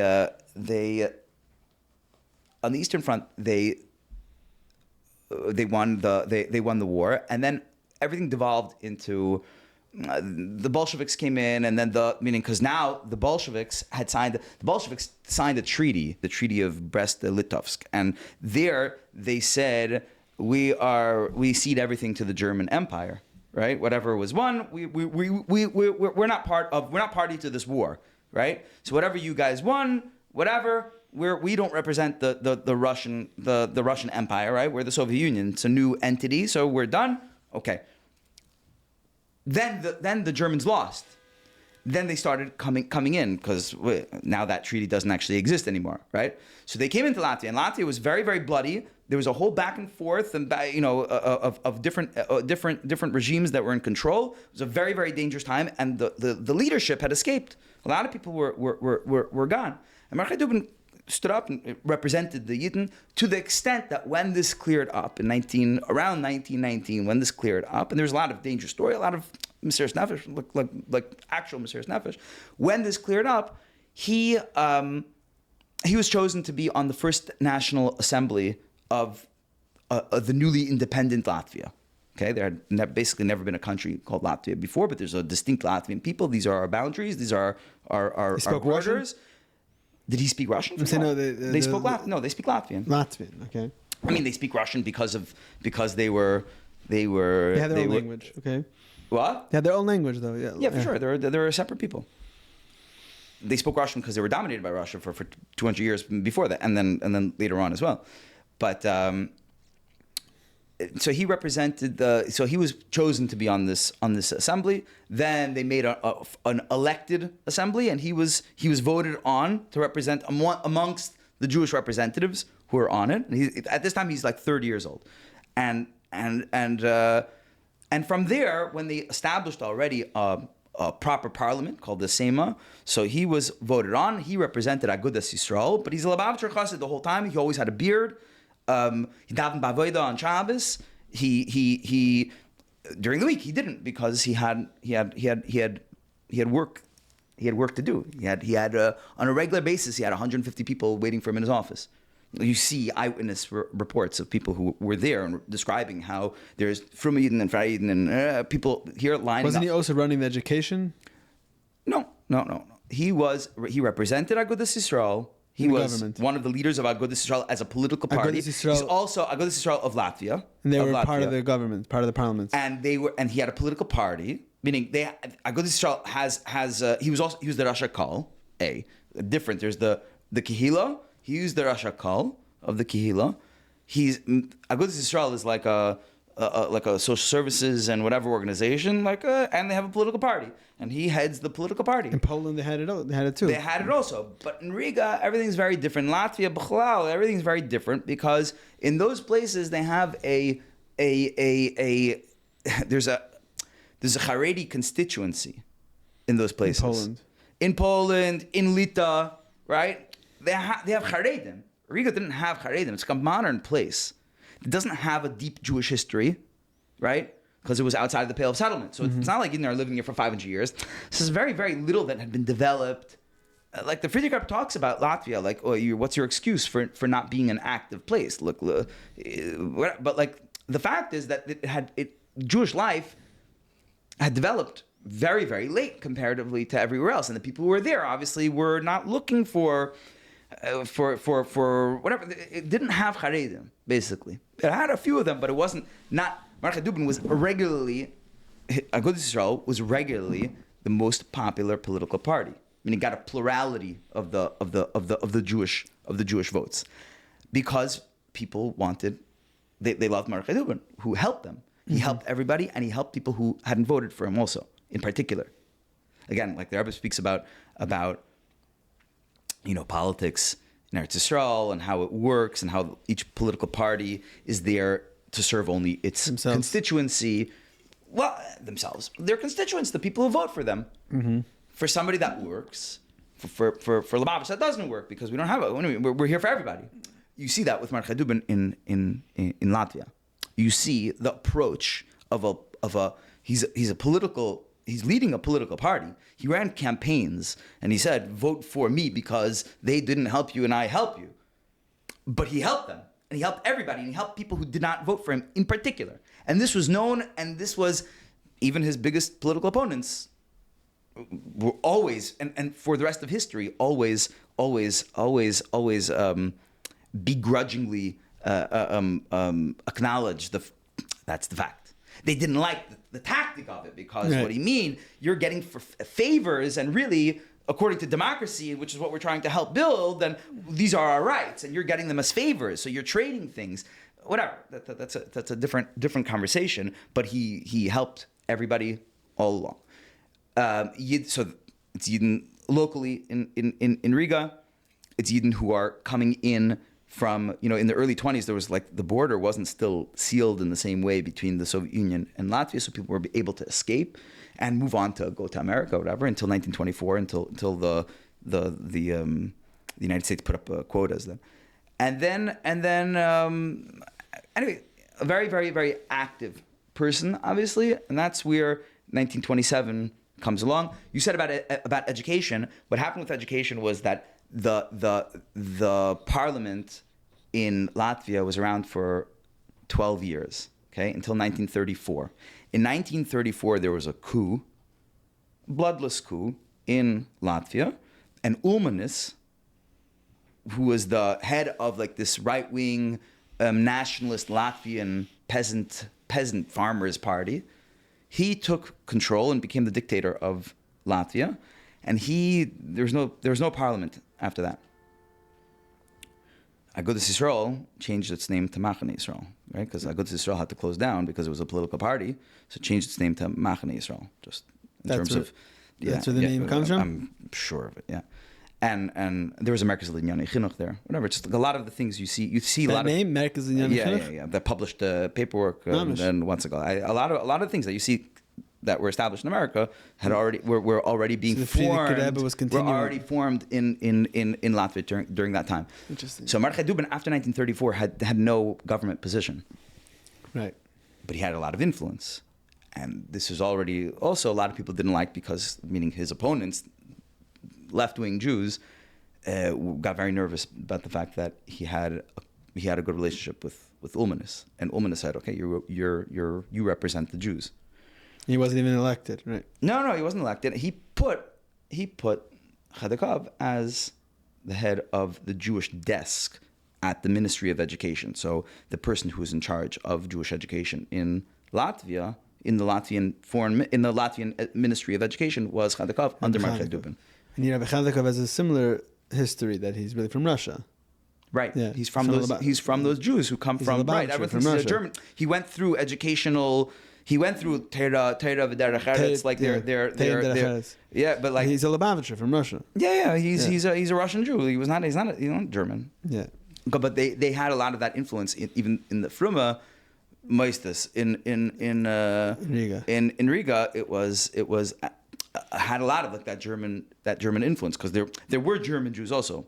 So German Jews and Russian Jews, and anyway, what worked there, or at least what was done there, wasn't like the regular Chassidish or whatever was going on in Russia. At least it was like more like even the Fruma school. Teira Derech Eretz. Yeah. Okay. The name of the school is Teira V'Avaida. So So Mordechai Dubin was now in a position of power in 1927. He's in parliament. There were two members. He has Aguda, which is associated with Agudas Yisrael, but he's a Lubavitcher. Like, he's not taking his directions from anywhere else at all, ever. And Adrab, he represented Chabad in meaning the Frierdiker Rebbe's wishes and later before and after in general Aguda conferences. He was very, very involved with the Knesset Gdolos. Like he was very involved. Especially the Frierdiker Rebbe moves to Riga, so yeah, for sure. But even before that, there's yes. So he was like the Frierdiker Rebbe's representative to Agudas Yisrael also. Yeah, like unofficial. Unofficially. Yeah, yes, 100%. So, and he was very influential. He was very, very a big personality. He would sit in shul. He would daven very early in shul in one of the Chabad minyanim in Riga. He would daven early in the morning. He would stay to learn a parak mishnayos with a group, and then he would go. And by the time, meaning when he was already at the end of learning, there were people already waiting for him by the shul, right, waiting for his help. Mm-hmm. And then he would walk home, and those people are walking with him. And by his house, there's more people waiting already. He would stop by his house. He would go to the office, and basically the crowd around him would continue growing. Mm-hmm. And we mentioned the Riga seaside, right? He would go there also. He went, he's a gvir. He went to the dacha also. So in the summer, from Shavuos, I saw in a newspaper that Shavuos he was already there. They mentioned him as a member, as a mispal in one of the minyanim over there in Bulduri or whatever, like in that area on the beach. And when he would come back to the city, which is it's close, like half an hour or something, in the train station, people were already waiting for him. Right there, the same thing, and they would follow him, and then he would go into ministries, and he had teams of secretaries dealing with things, and he would emphasize the person who came from abroad, meaning who came from a town, in the provinces, to help them, because this person is in Riga. It's an expense for them every single day that they're in Riga, right? So he would prioritize helping them first. But he helped a tremendous amount of people and was up, meaning working early and until the latest hours of the day. So obviously, when the Frierdiker, when this comes up, then the Frierdiker is arrested, and now Latvia. I want to see when I wrote it down. When did they sign the trade deal? I think they signed the trade deal in June 1927. The Latvians and the Soviets signed this trade deal. It had been very, very hard to negotiate, like we said, because the Russians are the Russians and the Latvians are paranoid and worried about what they're doing, like opening the door to your mortal enemy. So it took a long time, but they signed it, but it still needed to be ratified, right? They needed the parliament to vote on it. The Latvian parliament. So that's where Mordechai Dubin already played a very big role. The Frierdiker Rebbe writes that he traveled 3 times, over that summer, he traveled 3 times to the Soviet Union, which is already like it's not a simple thing, and talking to them on that level, and it was complicated. And they also, we know that there was the German side, right? There was Mayor Hildesheimer in the Leo Beck, Oscar Cohen. And these people, and Oscar Cohen was sent as a representative of the German Jews to the Soviet Union, also as part of this effort to save the Frierdiker Rebbe. And it's very clear that Mordechai Dubin and Oscar Cohen were there. They presented themselves as being on opposing sides, that they were fighting. Each one was fighting to bring the Frierdiker Rebbe to their place. He to Berlin, he to Riga. But it's very clear from newspapers at that time, like right after the Frierdiker Rebbe was out, it's very clear that they had been they were working together. That they were working together through this whole time. Oscar Cohen had very deep connections. He was personally friends, I think, with Chicherin that I mentioned, who had been part of with Voikov. He because he was like from the left. He was a labor. He was a socialist, Yevsektsiya, and whatever. He had been a member, like a social democrat member of the parliament in. So what was their interest in helping the Frierdiker Rebbe? They're helping the Frierdiker Rebbe. The Hildesheimer. They later on they became very involved with the Matzah campaign, Peites. They became very, very involved, very helpful. They want to help Yidden. It's not a shock that Yidden want to help. There's a whole history. Why him? I don't know. The truth is, it's something. It's something. We actually wrote about it in the Hair recently. Yeah. But the Pelitzin, they were fighting the Bachar and Lubavitch. They were trying to get people. And there's a whole story. Right. They attacked the Frierdiker Rebbe physically. Right. Yeah, I guess it was a different time. Different place. Meaning these are the Russians, these are Germans. Whatever. Like I think the Russian branches of all these movements were always much more violently anti-religious and violently because it was whatever. I can imagine some of the Pelitzin maybe became Yevsektsiya. For sure, 100%. Yeah. 100%. Okay. Yeah. So the trade deal was continuing at this time, and Mordechai Dubin traveled to Russia. It needs a vote now, right? It needs a vote in the parliament. And over that summer, it was impressed on the Soviets, and Mordechai Dubin said this very, very clearly, that you're asking something from me. It was the votes were very, meaning who was for what. The votes aligned in the parliament were very obviously very split. You want these votes from me, and I'm asking you for one thing. I'm asking you for the rabbi. I want this rabbi, and I want him to come. I want him to what's going. You're going to give him. You're going to allow him to go to Berlin, and we're going to be mortally offended. And so this was a big deal that was happening the entire time. And the bottom line is that they wanted this trade deal, and that's back to, again, they wanted this trade deal because there's this capitalist encirclement. You have to go back to that whole era of what's going on. So this is an important piece to them, to stick it to the West side, to peel the Latvians away from the West. And by the way, all these things actually worked a little bit. The British were not happy with the Latvian trade deal, right? We already mentioned the Baltic states within themselves were not happy. So this whole sowing discord amongst them worked.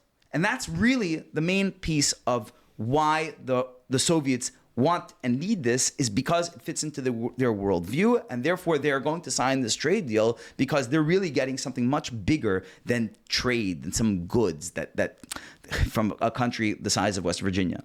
They don't. That doesn't matter. The Soviet Union's it's an empire at the end of the day. So, but there's a lot of things, and it's Soviet ideology itself that is dictating what's happening. That's what's so interesting, is that they see capitalist encirclement, and they see trade deal, and they see we are going to peel them off, and we're gonna go after Latvia in this way, because you have to do this. Meaning, there's a lot of work that needs to be done, but they see all of this, and it's worth it for us to expel this rabbi, or to release this rabbi in order to make this happen. Soviets want it. They wanted it, and you see the extent of how high this went just by the people. On the second day of Rosh Hashanah, there was a meeting of this Chicherin, of Litvinov, of Rothstein, a bunch of people, the ambassador, the Soviet ambassador to Latvia was there, who came in from Riga to go tell them how important this whole thing was, right? So that meeting is where they decided that the Frierdiker Rebbe can go, and if I'm not mistaken, that's when they decided also because the last sticking point was his family, and the library. Right, the 10,000 Sfarim, whatever the Frierdiker Rebbe's library.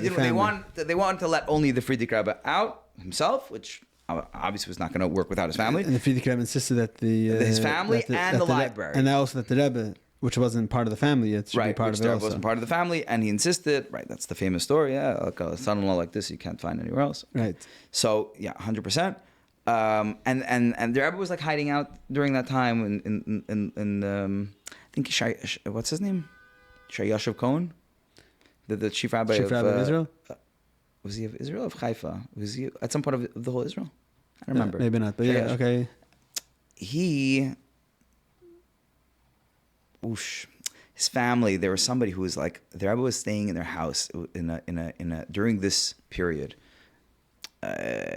It seemed like the Rebbe was laying low there in Lida or Luda or something like that.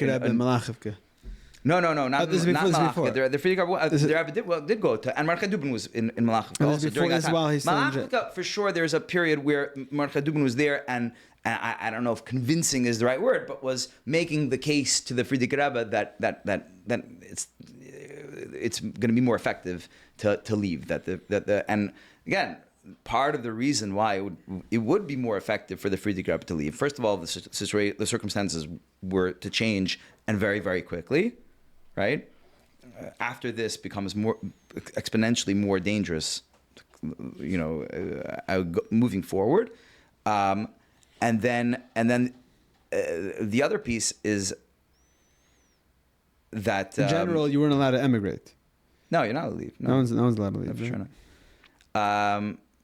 Meaning you can get whatever, there was special permission, but the local KGB in Leningrad was out for blood because they had done this and they'd been overruled and whatever, so they were going to arrest the Frierdiker Rebbe again.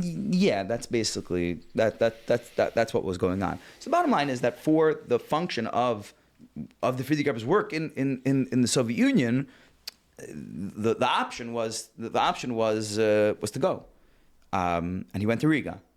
And so he came to Riga, the Frierdiker Rebbe. He was escorted then by Mordechai Dubin was there, right? They left Isser Chag. Oh, you're jumping ahead. So Frierdiker Rebbe is released, Yud B'Tammuz. Over the next summer, 6 weeks, the Frierdiker Rebbe was in Malachivka. Very few people were allowed to go there, right?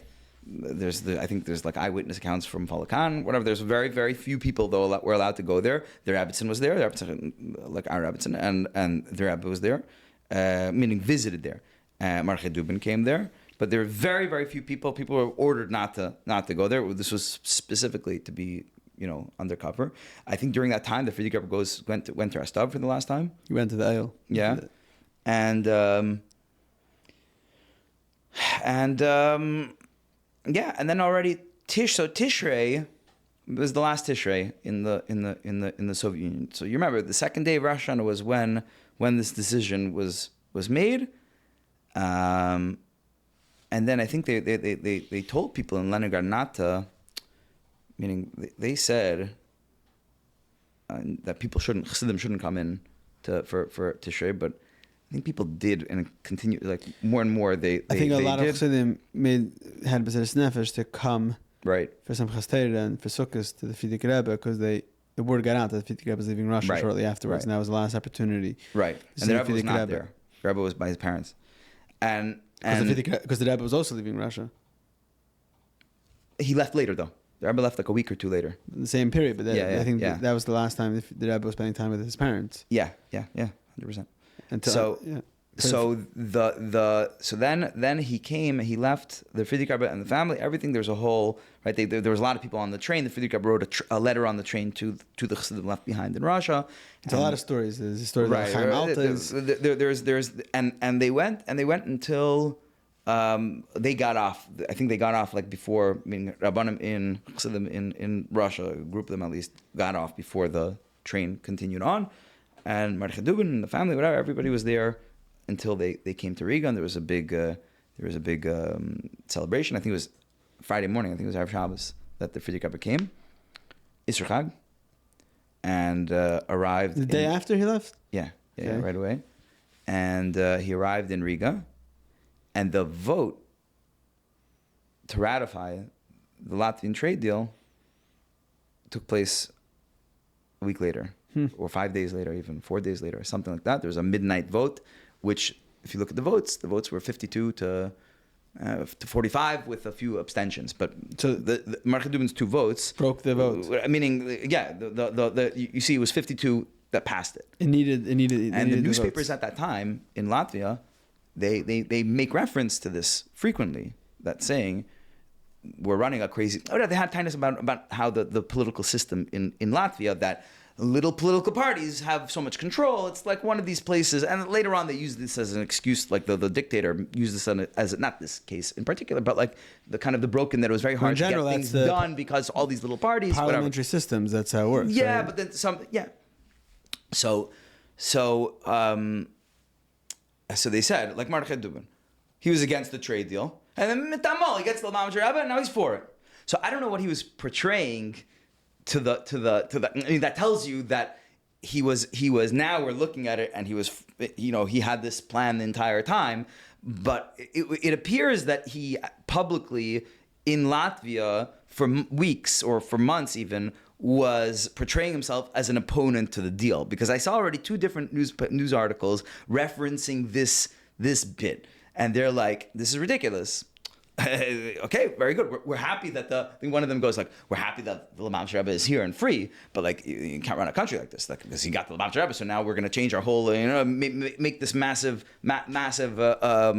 change, which is like almost rapprochement with the Soviet Union, right? Like these are they're and their paranoia wasn't false, right? The Russians marched in within 12, 13 years of this. They took over Riga. Took over the entire Latvia, yeah, all the Baltics, but they took over. So it's not like they were saying something crazy. Not that the trade deal changed anything, but that's their fears were warranted. And sadly, Mordechai Dubin, the Russians got to Mordechai Dubin himself. So that was later. That was later. Okay, so the Frierdiker Rebbe came to Riga. He was in Riga during this time. The trade deal passed. So anyway, just to finish off on this piece.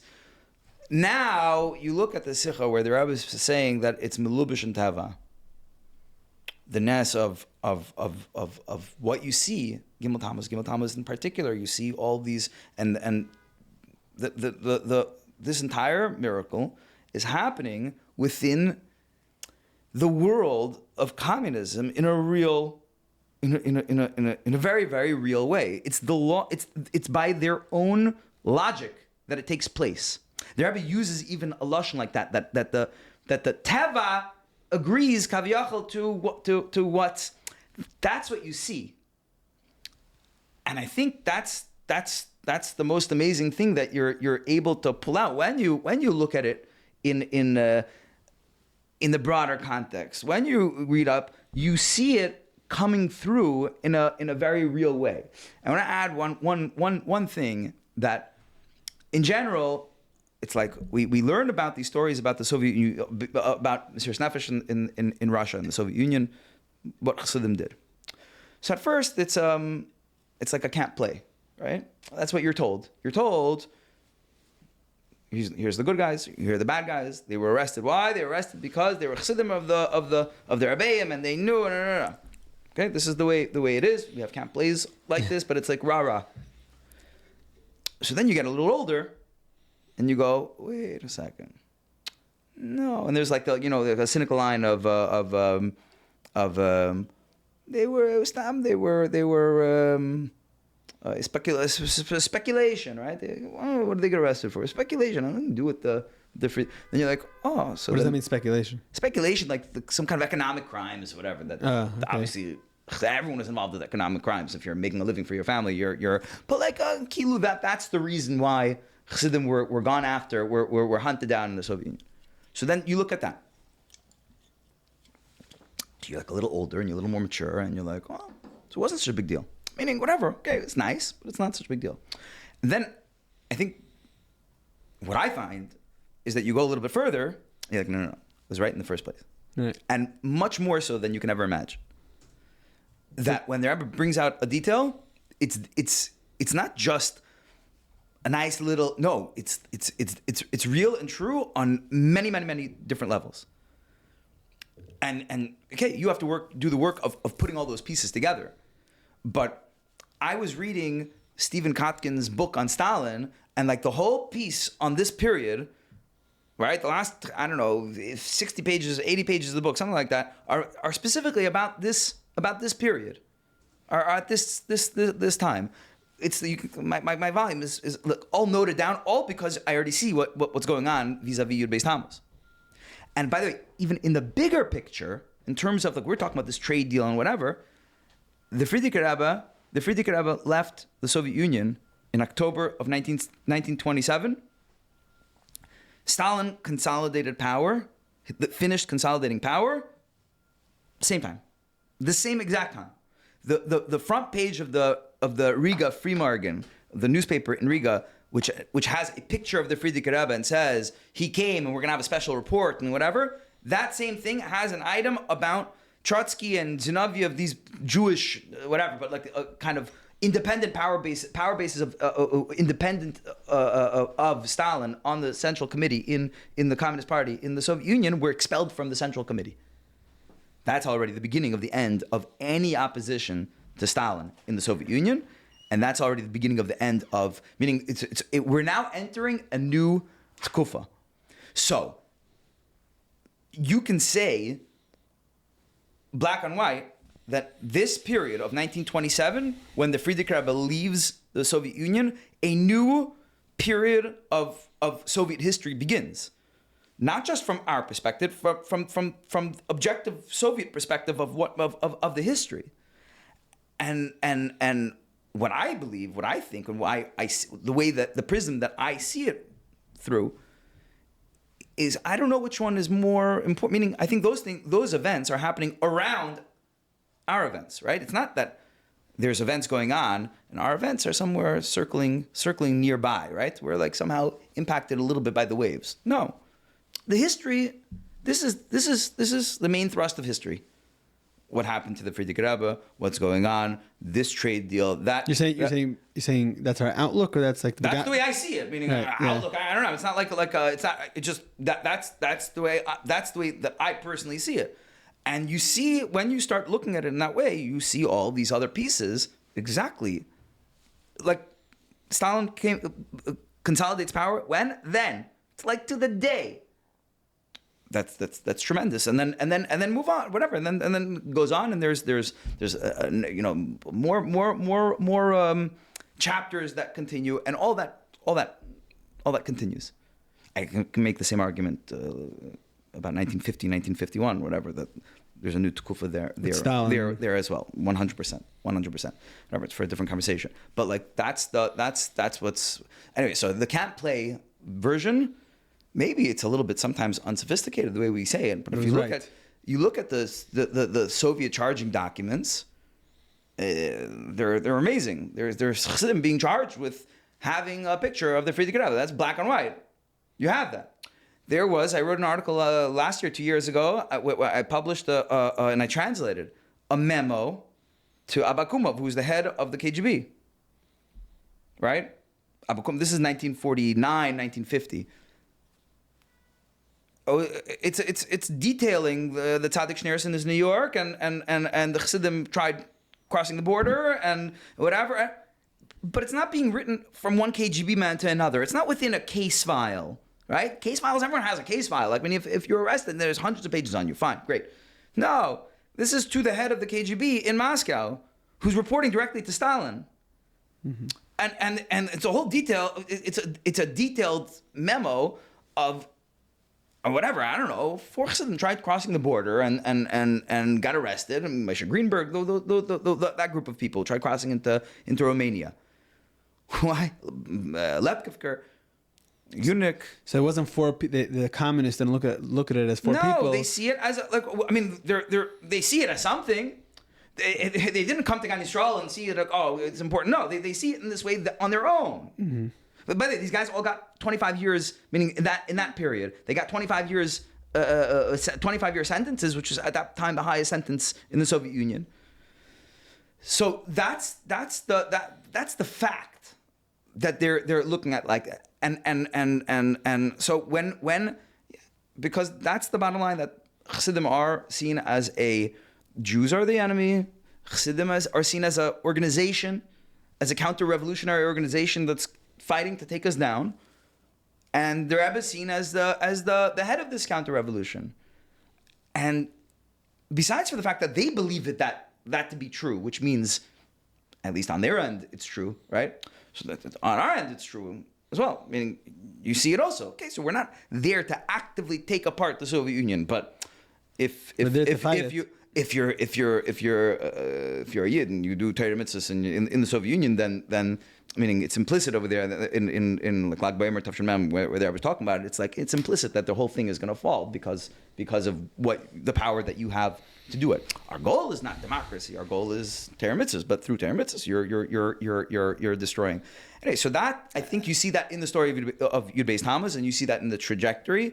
And I think that's an amazing. It's an amazing thing when you open your eyes to be able to look at it that way. And it gives us a deeper understanding in the letter that the Frierdiker Rebbe wrote, that the Rebbe quotes probably every Yud B'Tammuz, that right. Not only was I freed, right, but kol machavev tereseinu hakdesha, kol shemrei mitzvah, kol asher b'shem Yisrael yichuna. Every single Yid has a part in the miracle of Yud B'Tammuz, that it's not just the Frierdiker Rebbe's personal imprisonment. So the way, I think, having this informative and historical background and understanding of it really helps us understand these words, how Yud B'Tammuz is a yomtiv for sure for all Chassidim, but for Klal Yisrael. 100%. Yeah. 100%. Because when the Rebbeim are looking at something, when the Frierdiker Rebbe is writing something, when the Rebbe is referring to it, there's no two separations. There's no two different worlds. There's one world.